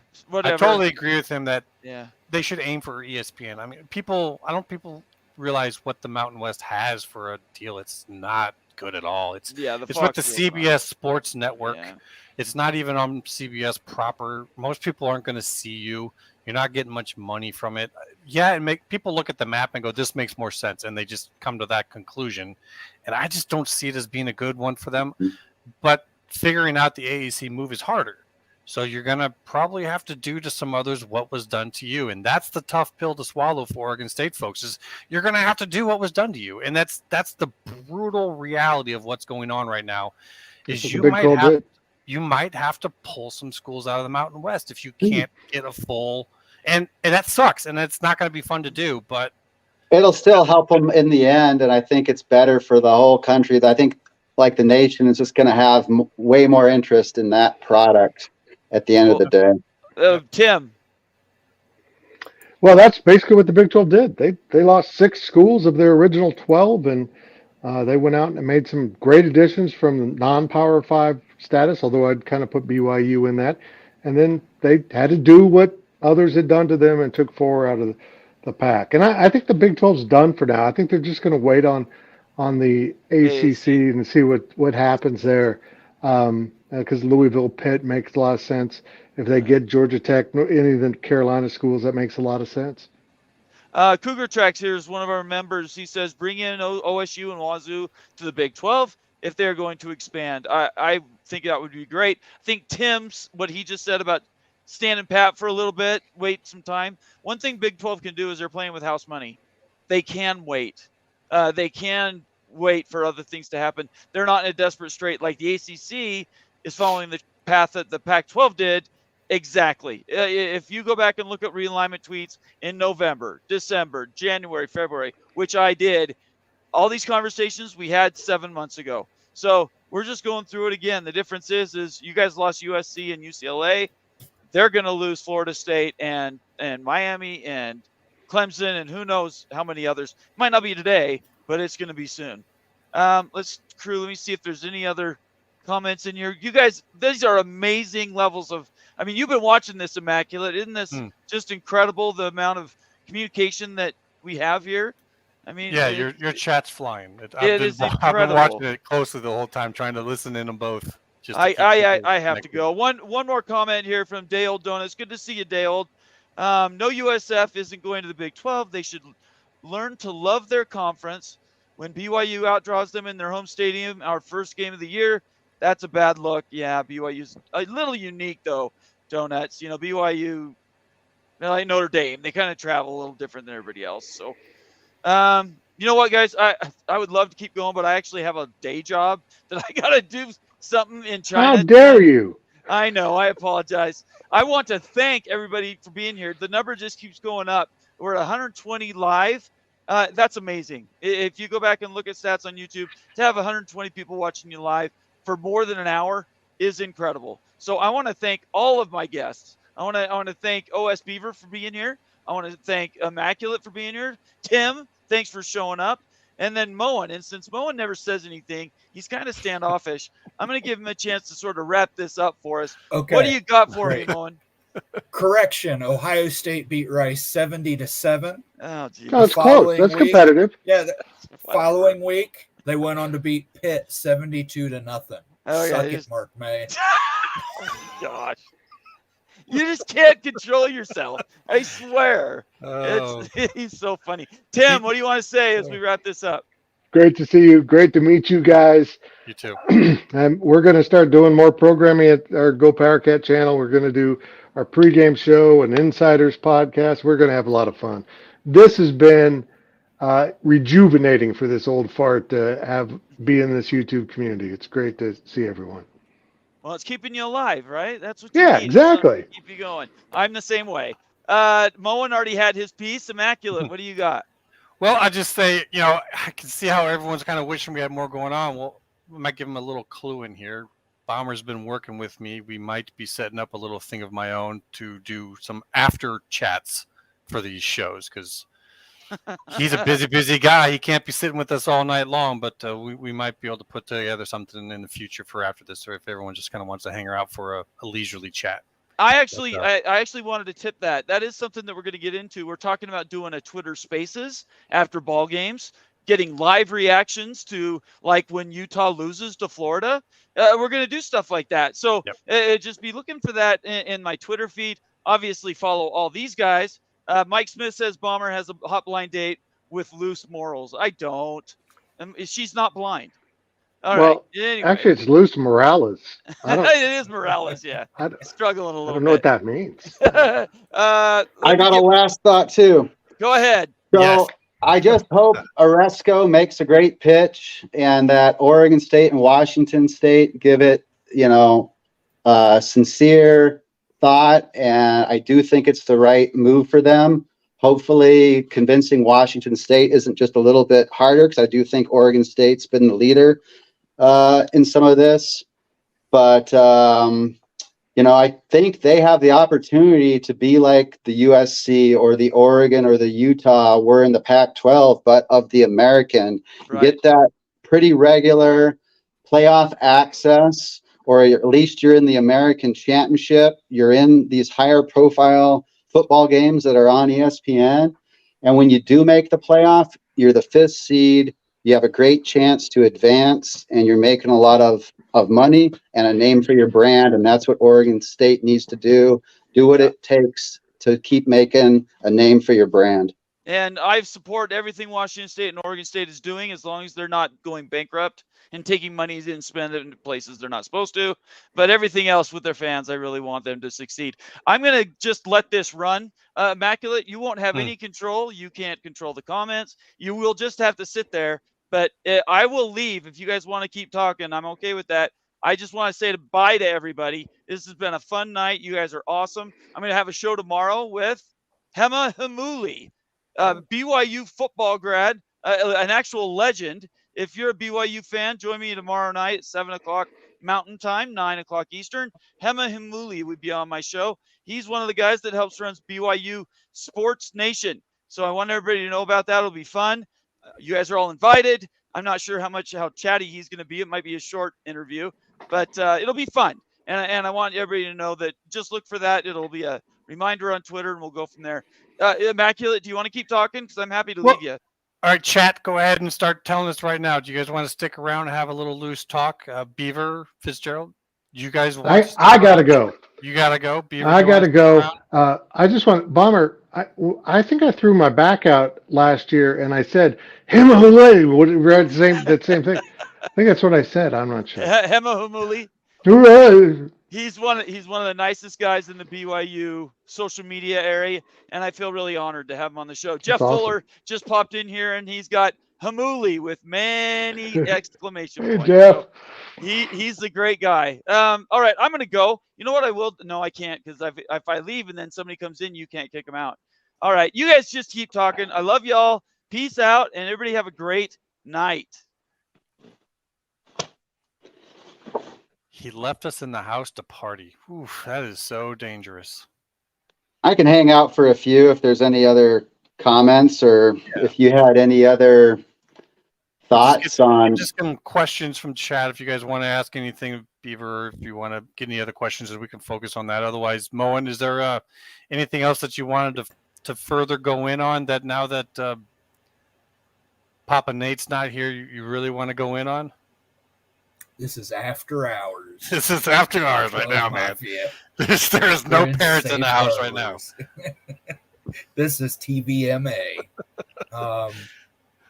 The ACC thing, I really don't understand it. I can't wrap my head around it. I can't imagine Jim Phillips going to the college football playoff meeting tomorrow. Yeah. With this being up in the air. George Kliavkoff is apparently also going to the meeting, which I can't understand that. Every commissioner has a management position in that thing. Yeah. I guess he wants to just eat the free food and enjoy the open bar. Might as well. It's your last chance. Yeah. give him 12 dozen Schlitzes. Whatever. So on that meeting, Immaculate, are you thinking anything comes of this, or were you saying like any decision to change anything would have to be unanimous amongst like the conferences for now?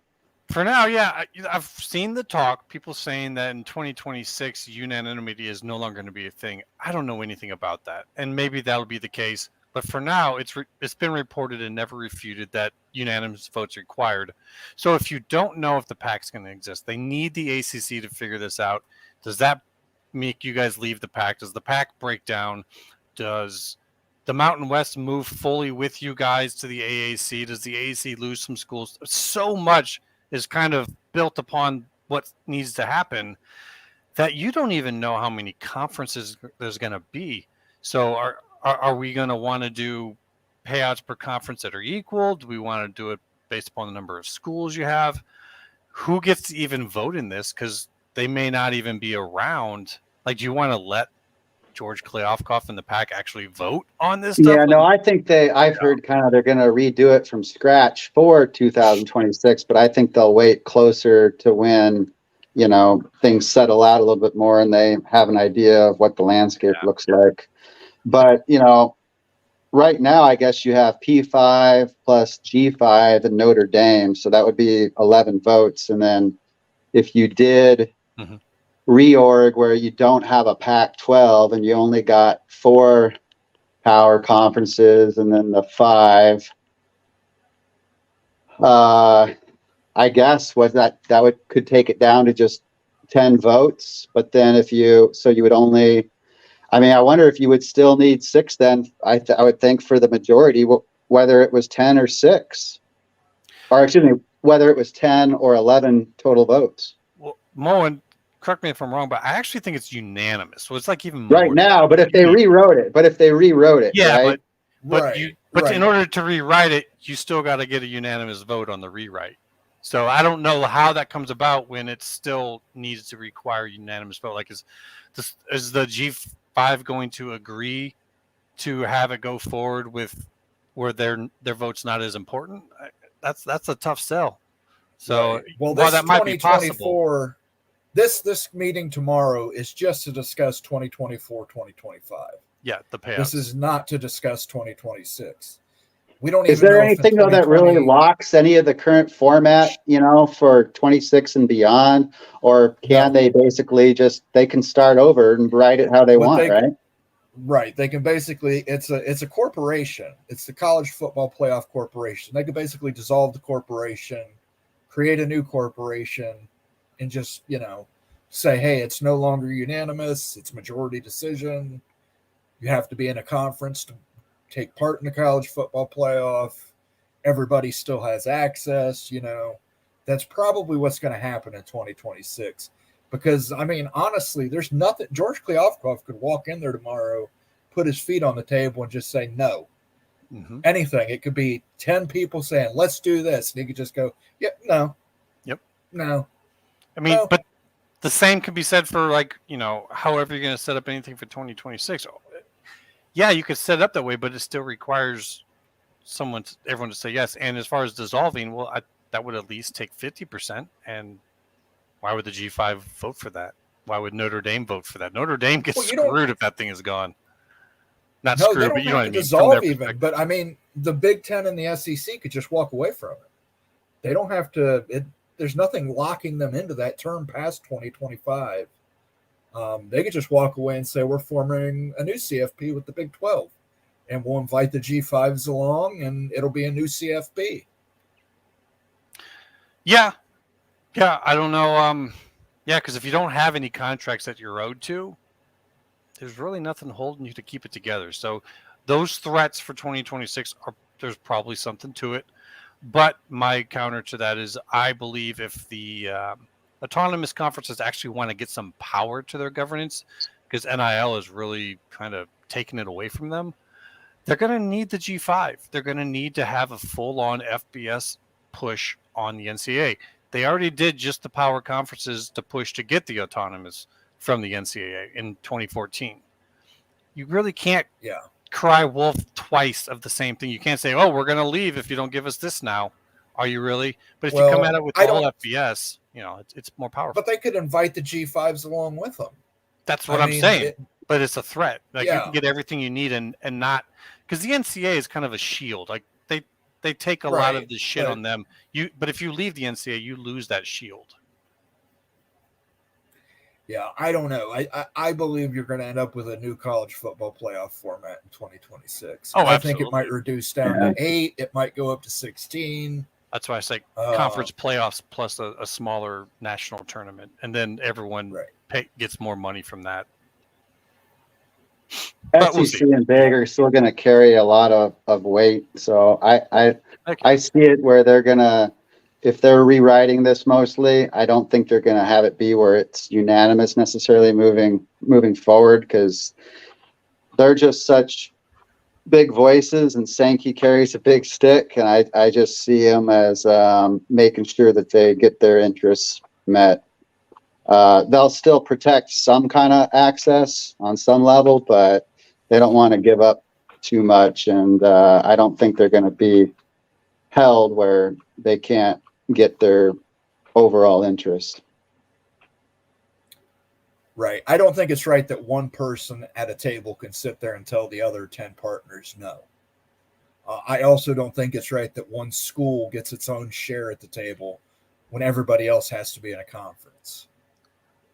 Yeah, they agreed to it. I mean, I don't know why the ACC agreed to that, but it probably was pertinent to the deal in order to get the money that they got from ESPN was to have Notre Dame in there. And Notre Dame said, well, we need voting rights. And also the ACC network is involved with that. So it's just really kind of a bad deal all around. It's not a surprise that this is causing a major rift in that conference. Yeah. I got a question for you, Immaculate.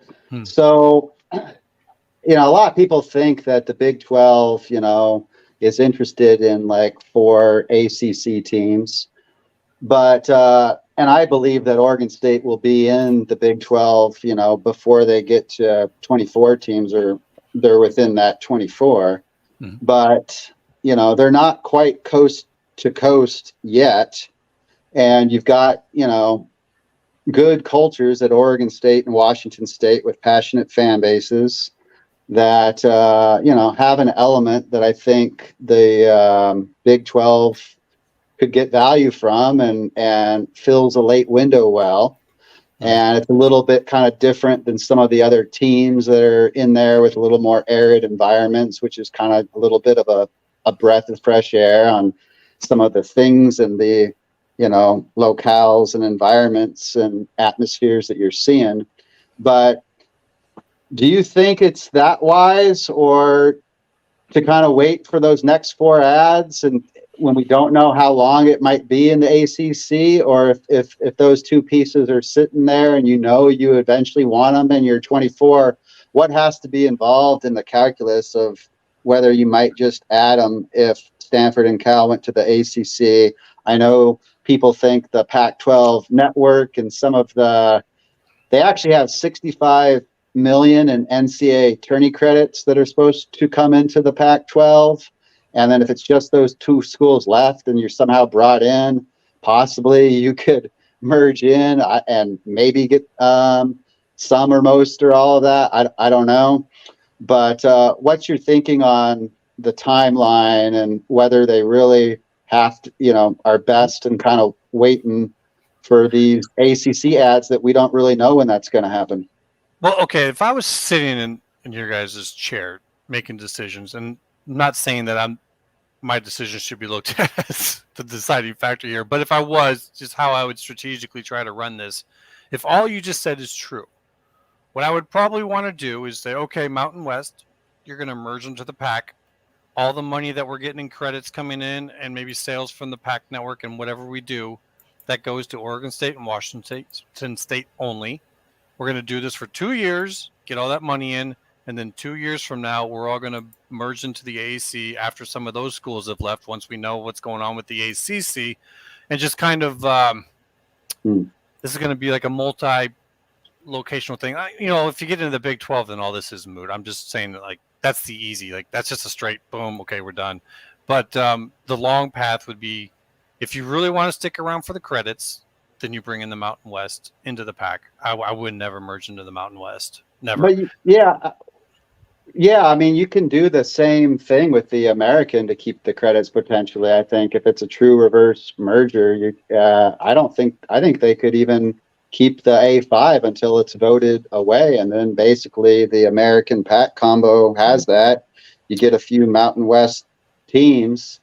But Yes. people are trying to hold out to some hope, of like maybe if Stanford Cal go ACC, that Oregon State and Washington State could. I don't think it's too high of odds. The Pac-12 network, since the Big 12 doesn't currently necessarily have one, could be of some value for a streamer.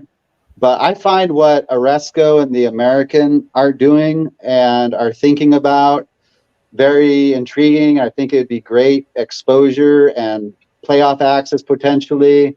Oregon State could find themselves as like a pretty big dog in that conference, but still have good exposure and access and decent money. I do agree with you.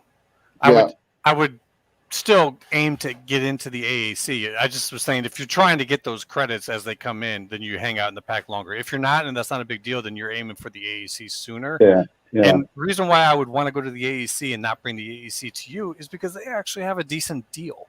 If you bring them to you, you lose. I'm not necessarily a believer that their deal comes with them in a merger, that ESPN is beholden to that.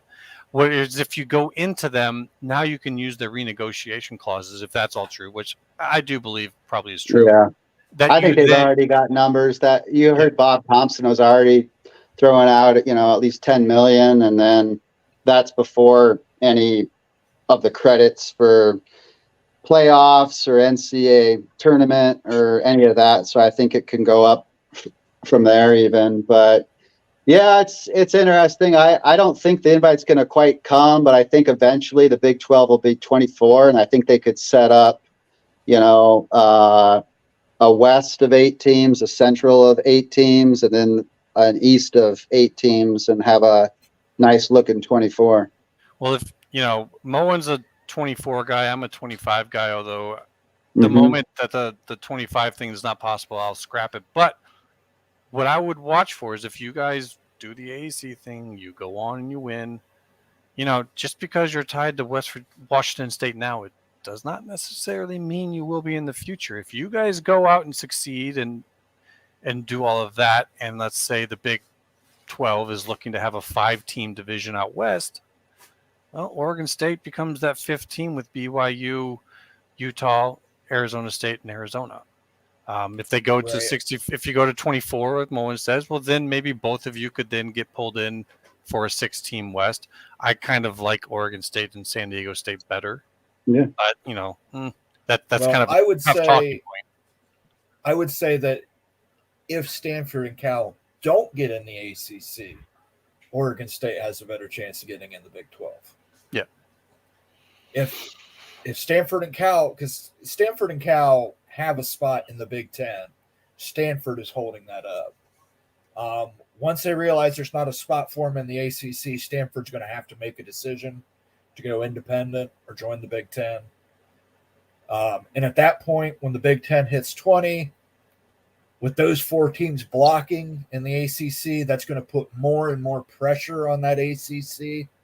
You're going to see just the ACC is going to degrade rapidly, I think. My opinion, I think the ACC will degrade rapidly, and it'll be done by 2026.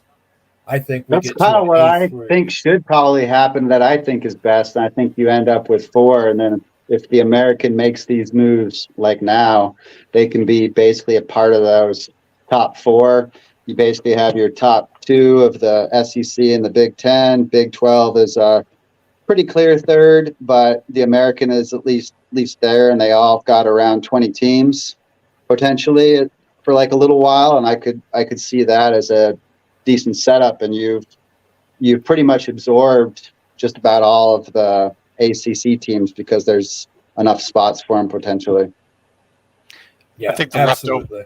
Yeah, I kind of believe personally that the ACC will survive just as mostly a private university type conference. Most of the big schools that you think of will all move between the SEC, and then eventually the Big 12. People think that there's no value in that move, but once you take away the value of those going to the Big and the SEC, then the value is definitely there. Yeah. So that depends how things shake up. But if that kind of happened, then if ACC is trying to like stay alive longer, then maybe if they are worth a little bit more, then maybe they try to pull some of the American teams out. But I don't know. I think the American could have a potentially like a pretty nice conference, but they're also, are set up for max flexibility at that point, right? You can't really outflank them. They can pull from several places also if they did lose a couple teams somehow, so it wouldn't be the end of the world for them. They could add a App State, right? There's Texas State. There'd be a couple different options. There'd be a couple more out of the Mountain West that would be possibilities, UNLV.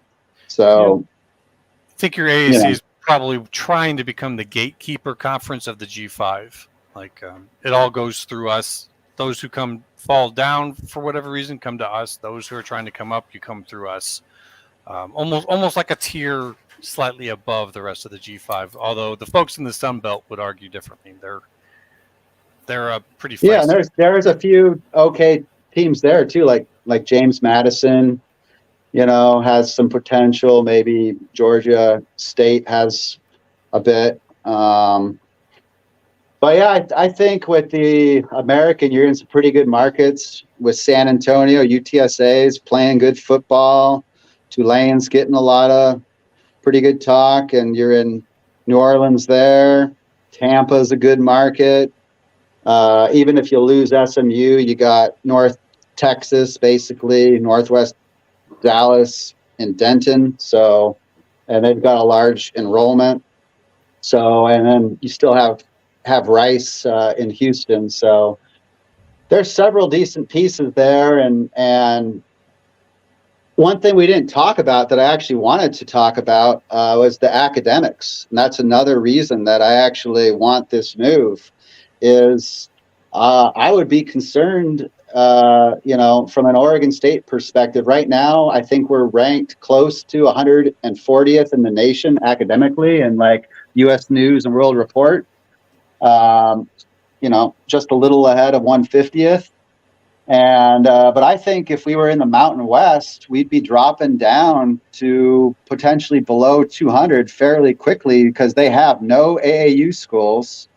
Boise State, I want to say, is around 260, 258, something like that. And I think we'd be a little bit ahead of them, but we could drop to like 220, something like that, within a year and a half or 2 years, and that's not a good prospect. Right now, the average grad from Oregon State earns $7,000 to $8,000 more in salary than an Oregon grad, and it's a little bit because we've got more of a science and tech focus, and some research and whatnot. Pretty good computer science.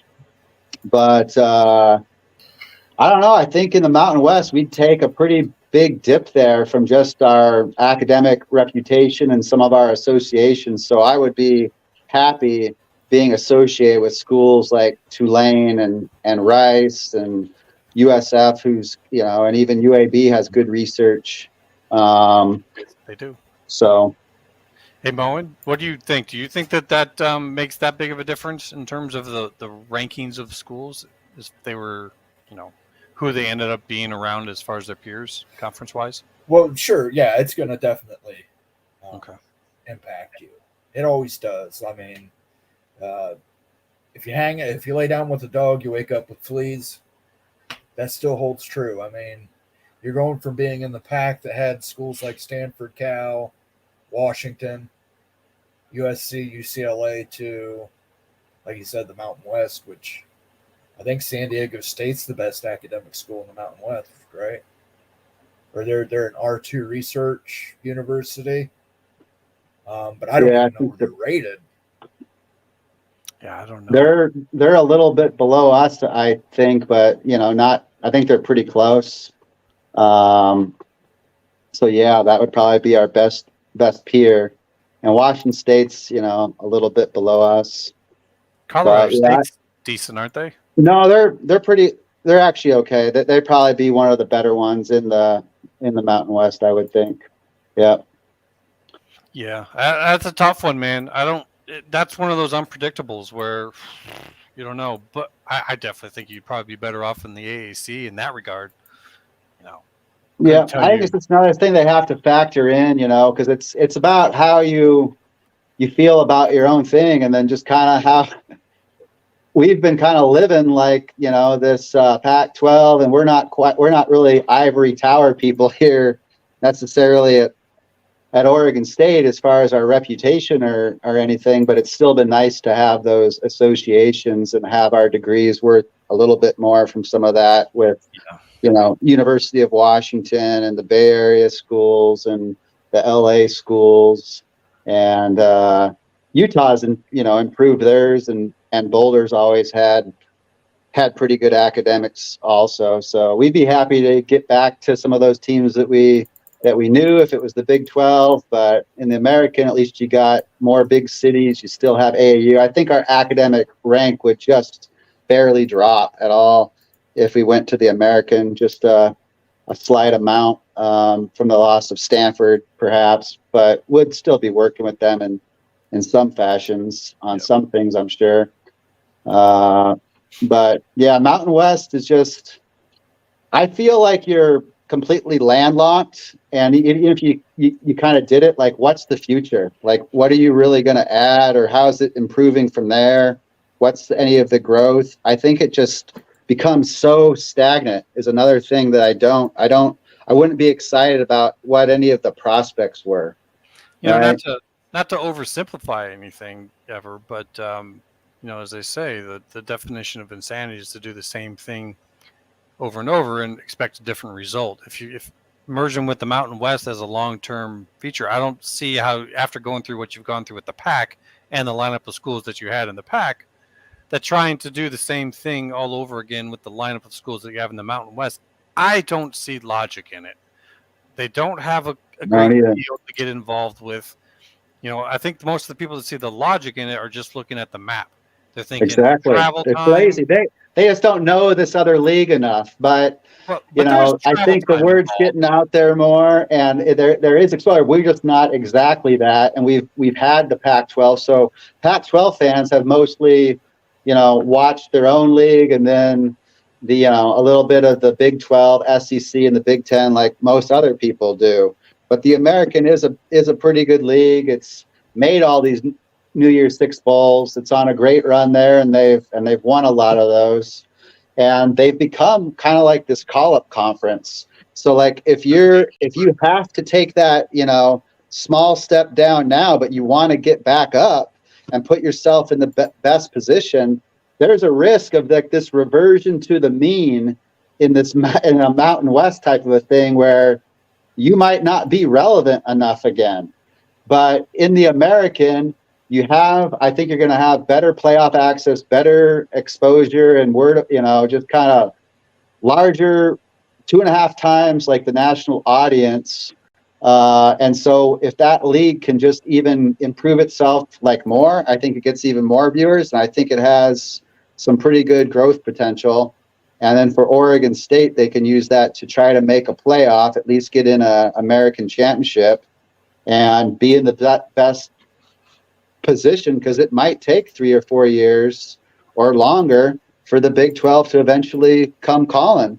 And we don't want to start to be more forgotten. And I could see that happening out of the Mountain West, especially if, you don't become the champ there. Or if you do, you don't even still make the playoff, where I'm confident the American, basically every time their champion, is going to be in the playoff, and most of the time is the 5th seed.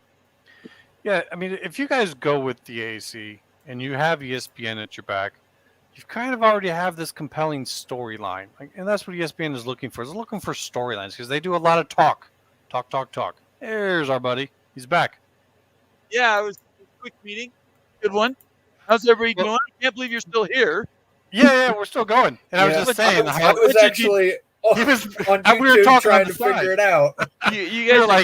You guys are all degenerates, is what it is. You can't. How many I was people asking are still Moan watching? on the side, like, are you able to shut this thing down if he doesn't come back? All you have to do is end. Just leave it. Ends on its own. Yeah, you don't have to do anything. I wasn't quite sure. So but I was saying real quick, if I could finish what I was saying with him, if you don't mind. Please go ahead. Yeah. Okay, it'll be real quick. Sure. With the compelling storyline with ESPN is what Oregon State has gone through. everyone's kind of paying attention. If you were in the AAC, they're going to have you. They're going to be able to put their games on. You know, it might be on Mhm. ESPN too, but ESPN, hey, ESPN it's two is on still pretty ESPN good. too. Yeah. And if you make it to the playoffs, you are the Cinderella story of football, and that doesn't happen. That just doesn't happen in the tournament age. It did a little bit in the BCS, but not yet in this. And so, and anyone who's looking at anyone coming out of the Big 12 and thinking, oh, we could get our Cinderella out of there, that's pretty much blown out of the water if Oregon State's coming out of the AAC as a champion and getting into the playoffs. And that is a compelling storyline that then maybe catapults you up into the Big 12. I agree. Yeah. So that's what I had to say on that there, Bomber. I had a question. I apologize for interrupting, Immaculate. No, you're good. I'm sorry about that. You're good. I had one question I didn't get a chance to ask, and it was because of time. And we still have 83 people in here, so I think this might be interesting for everybody. So let's project here. Let's get in our little futuristic machines. In 6 months, where are Oregon State and Washington State playing football? And did Stanford by itself get into the ACC, or was it all three? And if they didn't, what does the Pac-4 then do? Anybody? I don't care. Beaver, you want to go first, or do you want Bowen? He's ready to go. He's been. I'll go first. Oregon State, I don't believe they'll be in the Big 12 at that point. I believe the AAC waiting game will take place. They just want to make sure when they do join the AAC, they've got a decent where they can buy out of it to get back up into the A3 model that I have in mind. I don't think Stanford and Cal make it into the ACC. And while you were gone, I mentioned this. I think if Stanford and Cal get denied the ACC, it puts way more pressure onto the ACC. Of course. And you see that start rapidly declining. Absolutely. At that point, Stanford is either going to have to go independent, or they're going to have to acquiesce to the Big Ten's demands and do what the Big Ten wants in order to get themselves and Cal in. If they go independent, I don't know what Cal does. I assume Cal tries to get in the AAC along with Oregon State and Washington State, but they're also going to have to do something to try and figure out how to make up the budget shortfalls, because their budget is just a mess. Totally agree. Okay, Beaver. I don't see the Big 12 quite working out just yet. So I hope that our leadership has the foresight to work with ESPN and try to make the American work. You know, I don't know exactly what that looks like, but I'm confident it would be at least 10 million as the base for both Oregon State and Washington State, maybe just a smidge more. And that could help, you know, with a little bit of the travel concerns. But I'm also confident that if they do it, it will lead to 3 Mountain West teams by next spring joining the American as well. I think that would be a reasonable place to start. You could go 5, but I'd be happy with Fresno State and Boise State. And then maybe that makes the Big 12 and San Diego State see if they have enough interest or not. And then if not, then you would add San Diego State as that third. Immaculate? I tell you, Moen and I, Ohio State and Iowa guys, we just do not agree, because I actually do think Stanford and Cal are going to get into the ACC. I think it's going to be ugly, and it's going to look like it's not going to happen until they finally get whatever's going on behind the scenes figured out, and they will get in there. It's going to leave you guys alone in the pack. You know, if it comes down to where you guys need to stick around there longer to get those credits, I would say you could see a possibility where the Mountain West comes on over and joins you guys. Then once that's all done and figured out, then I see some type of merging going on with the Mountain West and the AAC, because the Mountain West and PAC merger is not better than the PAC, so you're going to have the same problem. You're not going to get a great deal. You're only doing that for those $50 or so million in those credits, and in that case, that's a pretty big chunk of change when you're thinking 10 to 15 million a year for a TV deal. 50 well, million, Washington State's broke. They need the cash. right. So that's like 25 million both, you know, give or Yeah. take some. That's actually reasonable to do that. Right. And then you merge to the AAC. And if the ACC, Notre Dame's conference for Moen, is picking up a few more from the AC, it makes it a little more feasible in numbers. So I think that that could play out through 2 to 3 years, just to try to get everything all ready to go for 2026. And then you're basically, at that point, hopefully you've proved yourself and you guys are the ones to get a call up to the Big 12 to round out whatever they're going to do in the West. So kind of complicated, but winding route. You're all wrong. So we'll just go from there. So I have believed, and I will continue to until I see a contract signed in blood. They're not going to go anywhere. They're going to get stuck. The ACC is not going to take them. Florida State and whoever is going to block that. They're going to pull their trucks up, big hiked up trucks. They're going to park in front of the doors. So there's no delaying tactics. I hate to say it, but I kind of think like the conference took advantage of a tragedy yesterday. I was really confused that they would use that as the excuse instead of just saying we'd postpone the vote. The reason they did that is because it looks really bad because they'd already postponed it how many times, Immaculate? More times I think I can count on one hand. Exactly. More than 5. So they needed to do anything they could to avoid that appearance. So that's what we're looking at here, guys. We're looking at greedy people that want to buy their way in. SMU, I'm not blaming SMU. Go for it. Try whatever you can. But I think if the conference lets somebody basically write them a check for access, it breaks the system. And I just can't believe that these poobahs over these big conferences that control billions of dollars in media revenue are willing to split it with more schools just because you feel like they're refugees. If you're going to bring them in, bring the Big 12, bring in Washington State, Oregon State, because they deserve to be there, not because they just happen to be hanging around at the truck stop. And Stanford and Cal, they're hanging around the library, and somebody comes along and says, hey, you bums, you want to come and do something with me? So I just don't see it happening. And like I said, until I see an announcement, I don't think this gets done. Could I add this caveat real quick? Sure, yeah, go ahead. Yeah, of course. The only way I see that those schools getting into the ACC is if the schools who are blocking them get their exit agreement. Right. However, that's it. I'm not saying, they just get in. Yeah. I mean, it's a tough get in, and this is why it's going to take a little bit. But that's what I see happening is schools will be getting out of there. Beaver, you got something you want to say? I'm a slight lean that they get in too. But the delay was really interesting, and your point of it happening multiple times reminds me of the Pac-12 media deal and the kicking the can down the road. It hasn't been anywhere near as long yet, and they seem to have made some progress. And I do think it has to probably be about some kind of exit agreement potentially for Florida State, Clemson, North Carolina. But it's interesting, and I think it'll be interesting to kind of see how much the ACC fights to just kind of stay alive if they start to if they really are filling in, or if more of these teams like the Pac-12 did of we've got this block that wants to go here, and let's start to kind of dissolve this thing a little bit more. But there's still a couple ways this could happen. If they somehow did not, then what does Stanford really do? Could they consider independent? Yeah, there's some decent, academic institutions in the American. Maybe they, swallow a lot less pride than it takes to go into the Mountain West, or perhaps for them in some aspects of the Big 12. Because I think the Stanford BYU, there's a little bit of a clash, even though that's silly. But, in the American with a block of 4, it's still a possibility too.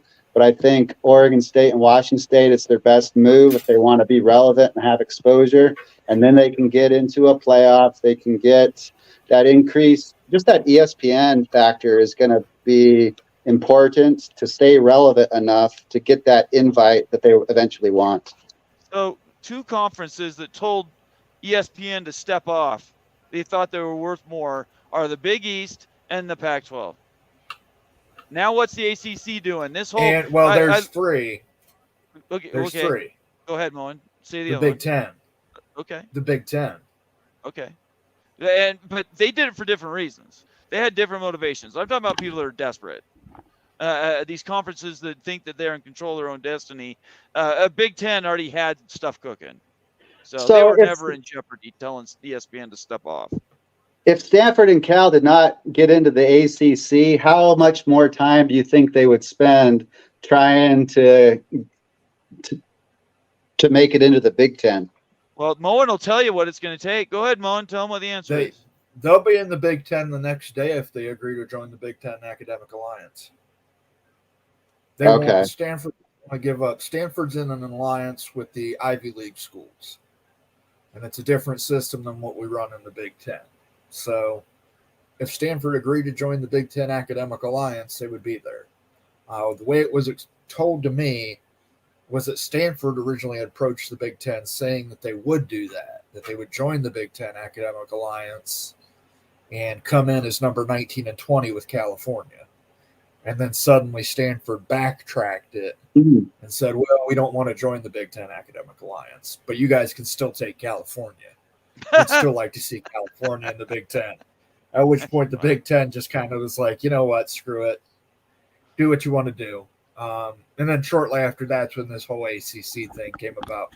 So I'm of the belief, this is my opinion, that Notre Dame got in there somewhere and said, hey, whoa, we can get you into the ACC and you get to keep your Ivy League access. So, like I said, if Stanford really wants to play in a power conference, all they have to do is agree to join the Big Ten Academic Alliance. So let's get through some of these comments. West Virginia Mountaineer Lair with Kenny. Good to see you, Kenny.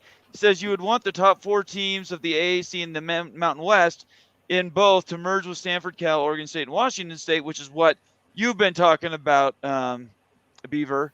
And that would save the Power 5 status. Nobody denies that. I think we all know that would work.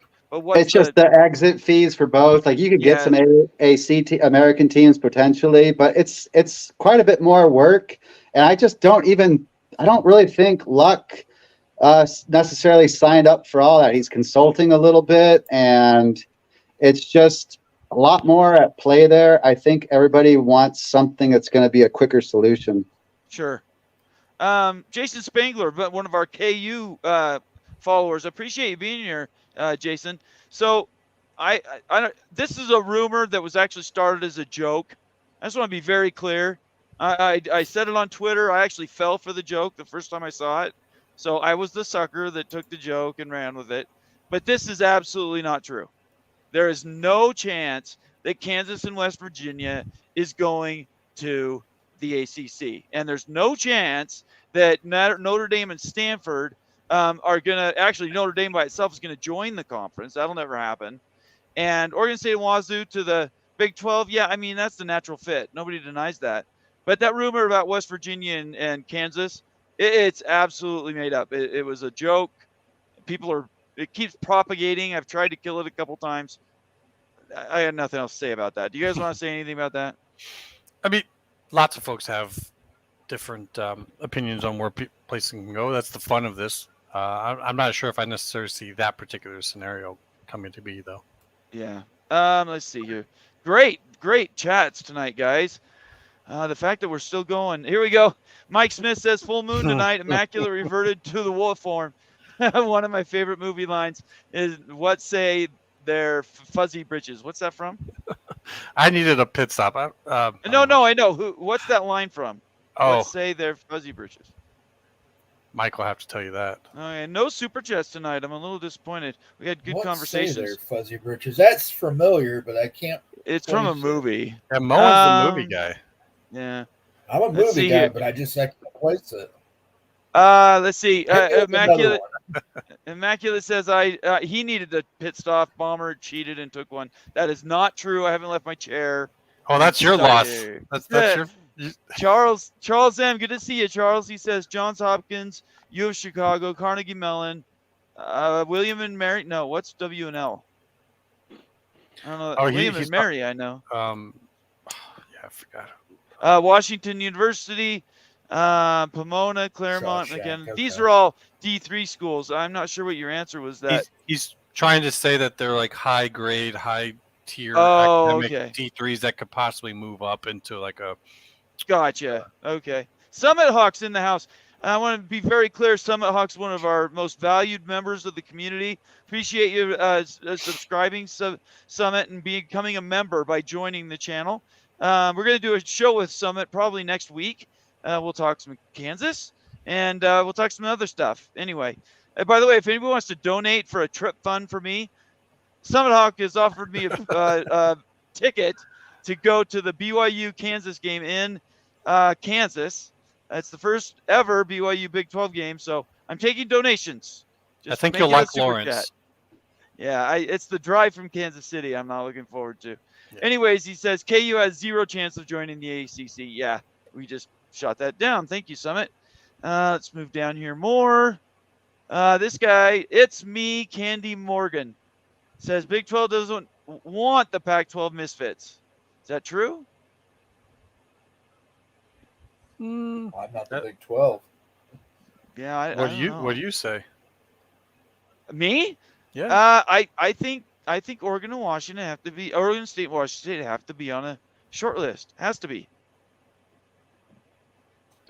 I think a little bit it is the 20 teams factor, since they know Right. they like 4 ACC teams. You just don't know how long you have to wait for that, though, is the thing. But in case the conferences stop at 20 for a while, then they might be thinking about that pit stop for a while. But you could also just make a case to kind of get them in now and truly be coast to coast. And some of those good games that you get in the late window. I know Oregon State under Jonathan Smith, I think he's a top 15 national coach. They're going to win a lot of football games. That stadium is going to be loud. We're going to have a good environment this year. I think people will see that it is a Power 5 conference worthy program in Oregon State. And so it's up to us to kind of put on a good show. I think we're going to have a successful year, but make our case on the field. I think that's the way it should be done, is earn it. But our leadership also has to kind of take some steps that they're fighting for it, and they're serious about playing at the highest level. So I hope they do. Really quick, and I'll let everybody else answer too. But the whole idea that you guys play better, you'll sort of earn your way, maybe in a few years, maybe for the 2026 renegotiation for the college football playoff. That part I think is so important. And if I have any SMU people still watching, this is the difference. The Cincinnatis, even the Houstons, certainly UCF, did everything they could to join the Big 12. Just like Utah did everything it could to join the Pac-12. And TCU did. You have to invest. SMU is doing a little change to their football stadium, but it's nothing like what Oregon State has done, for instance. And that's really the clash that I think a lot of people just don't understand. People don't want to be against anybody.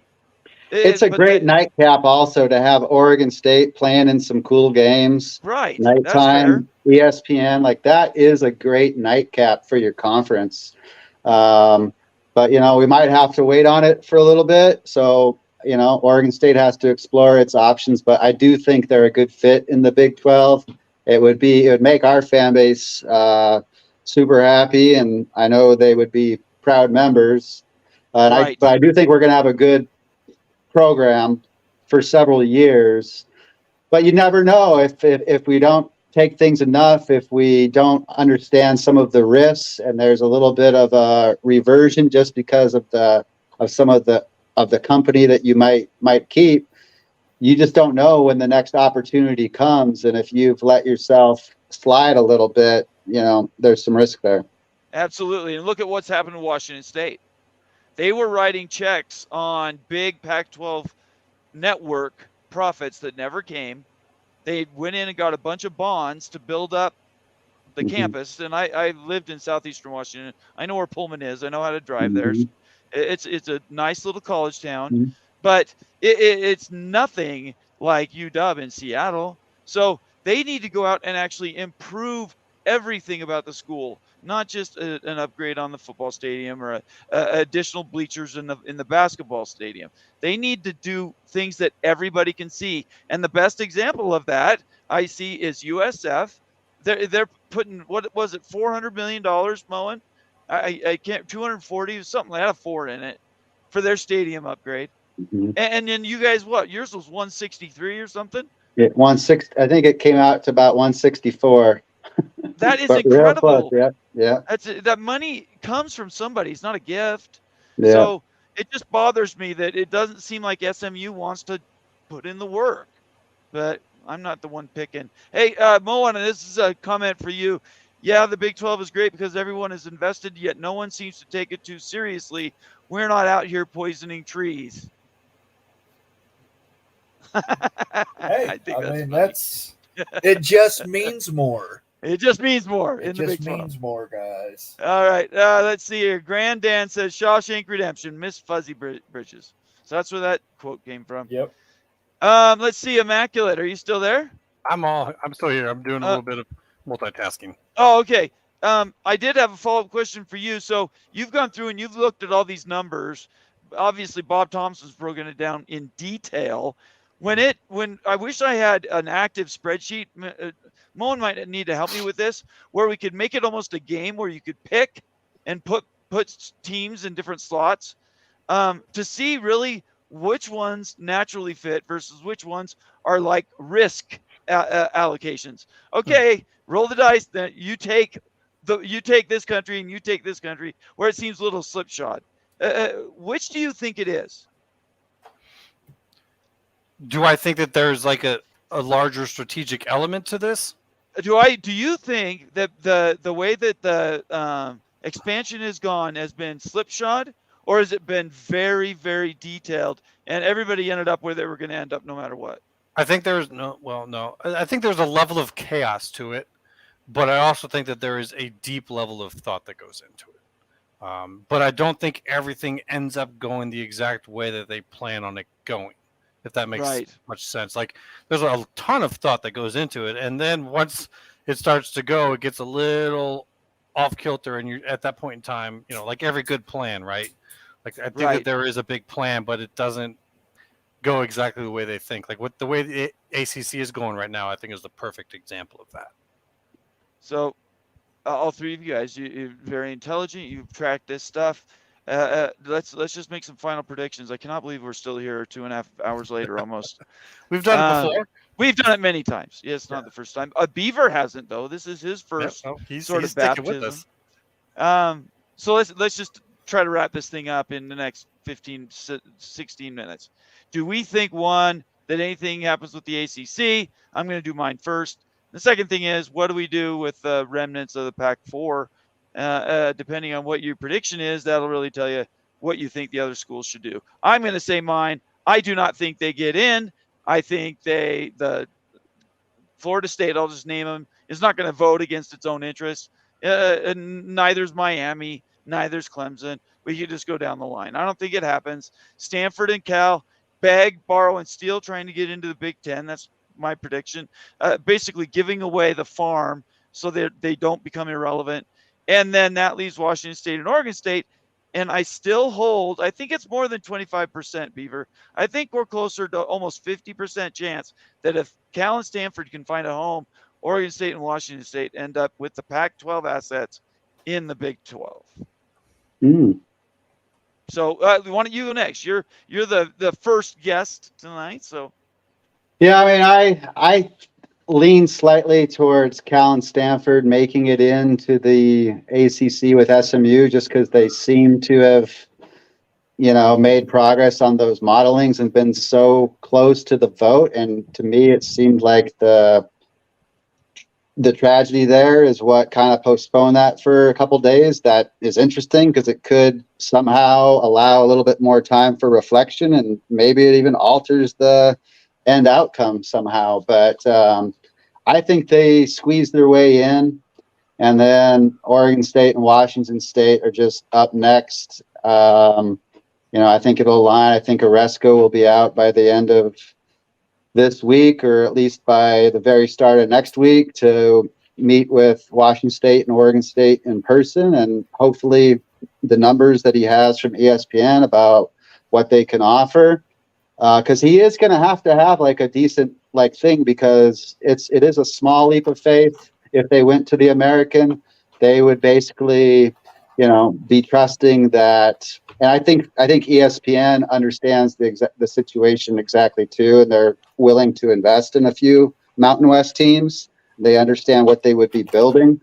But it has to be enough to like make them commit and take that leap of faith that I think that they should. So I'm hoping that happens if we're in that situation and we don't get the miracle Big 12 invite after Calford went to the ACC. And then I think it's going to be our best situation to be a bigger dog, but actually get that playoff access, make it as a 5th seed, and hosting at home in Corvallis would be very exciting, with a great chance to go on to the second round of the playoffs. Like, that's how you build a program and a brand and exposure. And then we would be so hyped up from a fan base. We just wouldn't tolerate, any thoughts of like less than or dropping down to Mountain West and those types of things at that. And we're coming off a 10-win season. Now is not the time to be reverting. Like, our fans are excited. We're expecting a great year this year. We want to put on a showcase season, but we got to do the right things from a leadership perspective too, and maximize our exposure. Work with ESPN. They're still the best in the business. I hope we do it.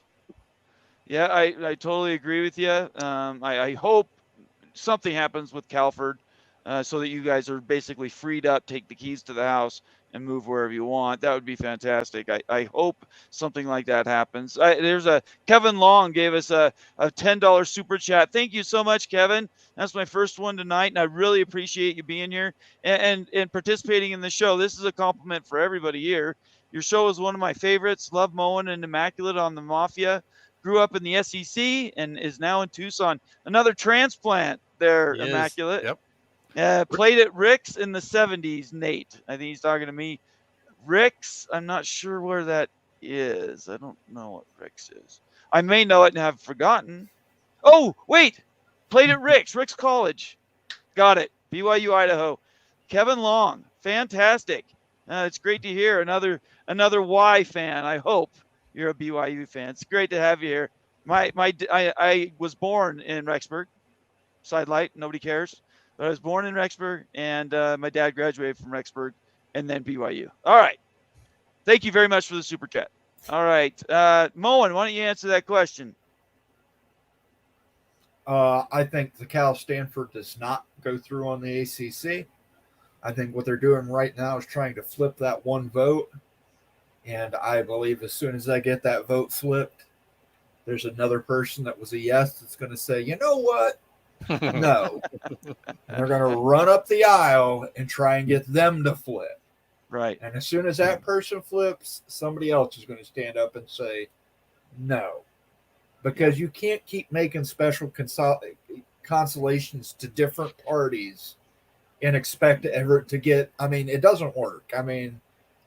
It's Kevin McCarthy as Speaker of the House all over again. You're going to see him running up the aisle to Miami. Oh, okay, what do we need to do for Miami to get that yes vote? It's not going to happen. You're not going to get a vote this week. We're going to be playing college football. It's just, you might get a straw vote next week, or you might hear that there was a straw vote and it didn't happen. I think Stanford and Cal do end up in the Big Ten. I think they finish out their Western wing.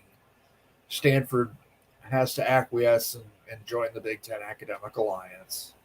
I think Notre Dame leaves the ACC at that point out of spite for the ACC not doing what they told them to do.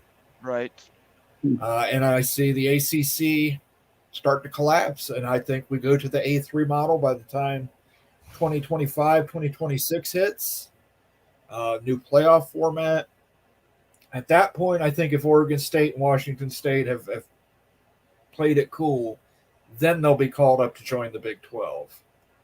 Once the Big 12 gets to pick through the ACC schools they want to make sure that they have first. Very good. Immaculate. All right, bringing it up. I mean,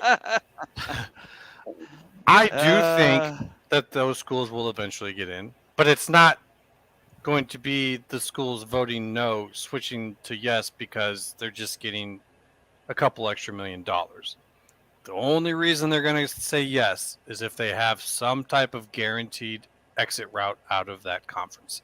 And I do agree. I don't think it's just 4 of them. I think there's more than that. But all they needed to show is 4. So they don't, you don't have to be too hard. So I think that that's going to happen. And everything in consolidation is connected. Once that gets figured out, now Oregon State and Washington State can figure out their thing going on, whether they're going to, some of the different things we were talking about, whether it's with the Mountain West for a short amount of time, or if it's just straight into the American. Right now, at this point in time, I can't say Big 12. I would love to be wrong on that, and maybe I will be. But I do think eventually that opportunity will be there for them, and they'll just kind of like how Cincinnati did. They're just going to have to make the best of it, do well, showcase themselves, and then get the call up here in the future, which I don't think is too far ahead. Maybe 5 years at the most. But so the ACC will get figured out. The PAC will get figured out. We'll get down into the G's to figure that out. I think there's going to be a big push by the entire FBS against the NCAA. They're going to get some brand new governance.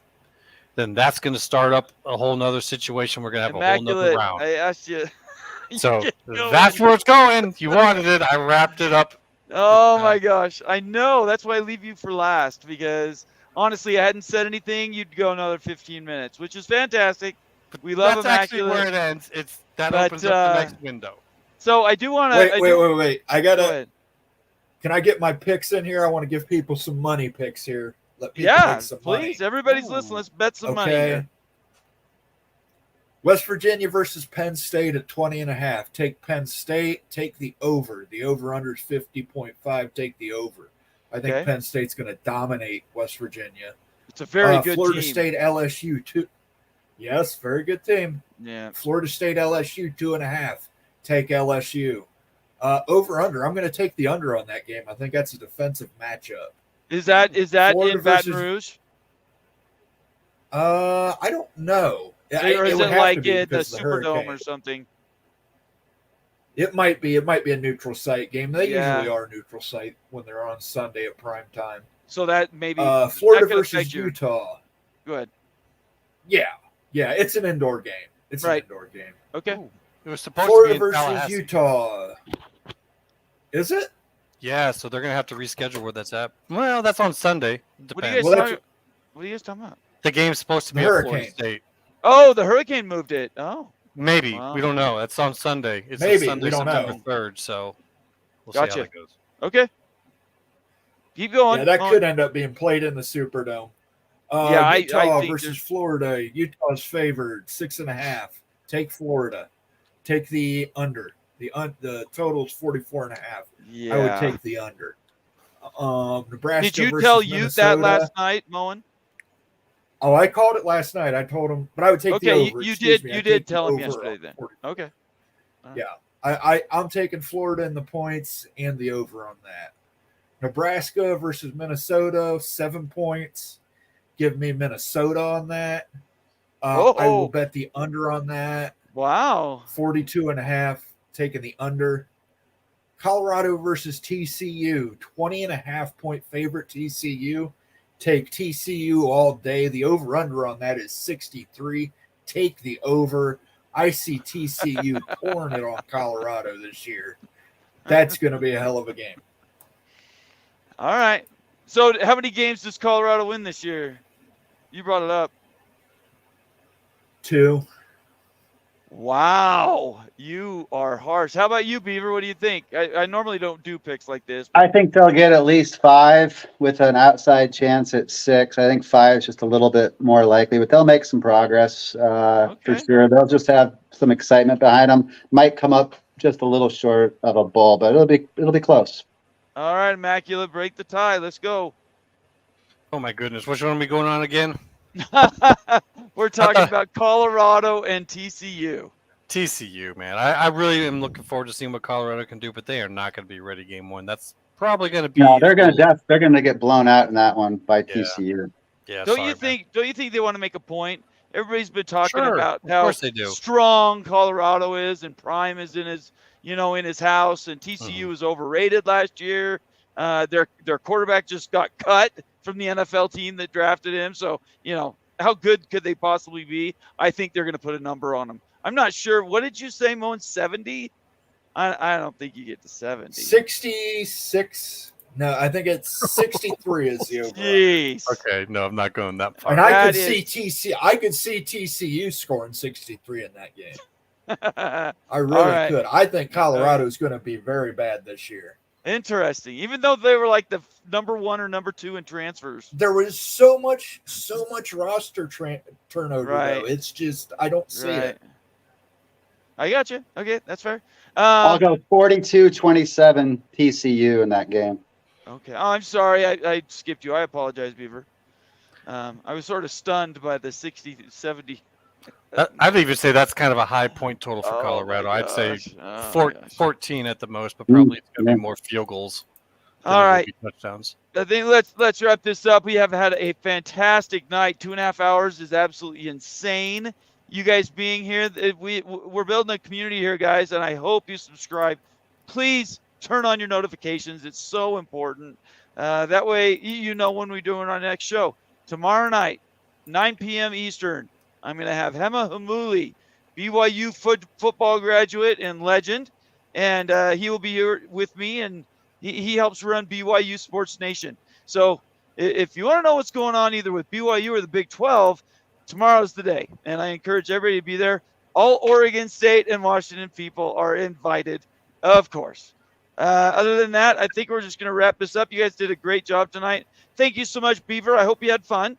Yeah, one quick thing. Oregon State plays on Sunday against San Jose State down there. So you can watch that one before Sunday Night Football, NFL. So please tune in. Oregon State needs all of the country's support. We want to have a great season and make the nation take notice. Hey, can you do us a favor, us Big Ten guys? Can you beat San Jose State by more than what USC did? No, that was brutal. That was absolutely brutal. We'd appreciate for, shits and giggles, as we say. San Jose State had a couple of plays, so I think Oregon State's going to win by like 14 or 15, but they'll be a little rusty. I'm hoping it's more, but I definitely think we're going to win the game, but we'll see what happens exactly. I don't think it's going to be a blowout. I think we're going to take a couple of games to get our feet underneath us. I think they're going to actually have a defense to play against when they're playing you guys versus USC. All right. I think we're going to call it. So thanks so much, guys, everybody, for being here. Have a great night, and peace out.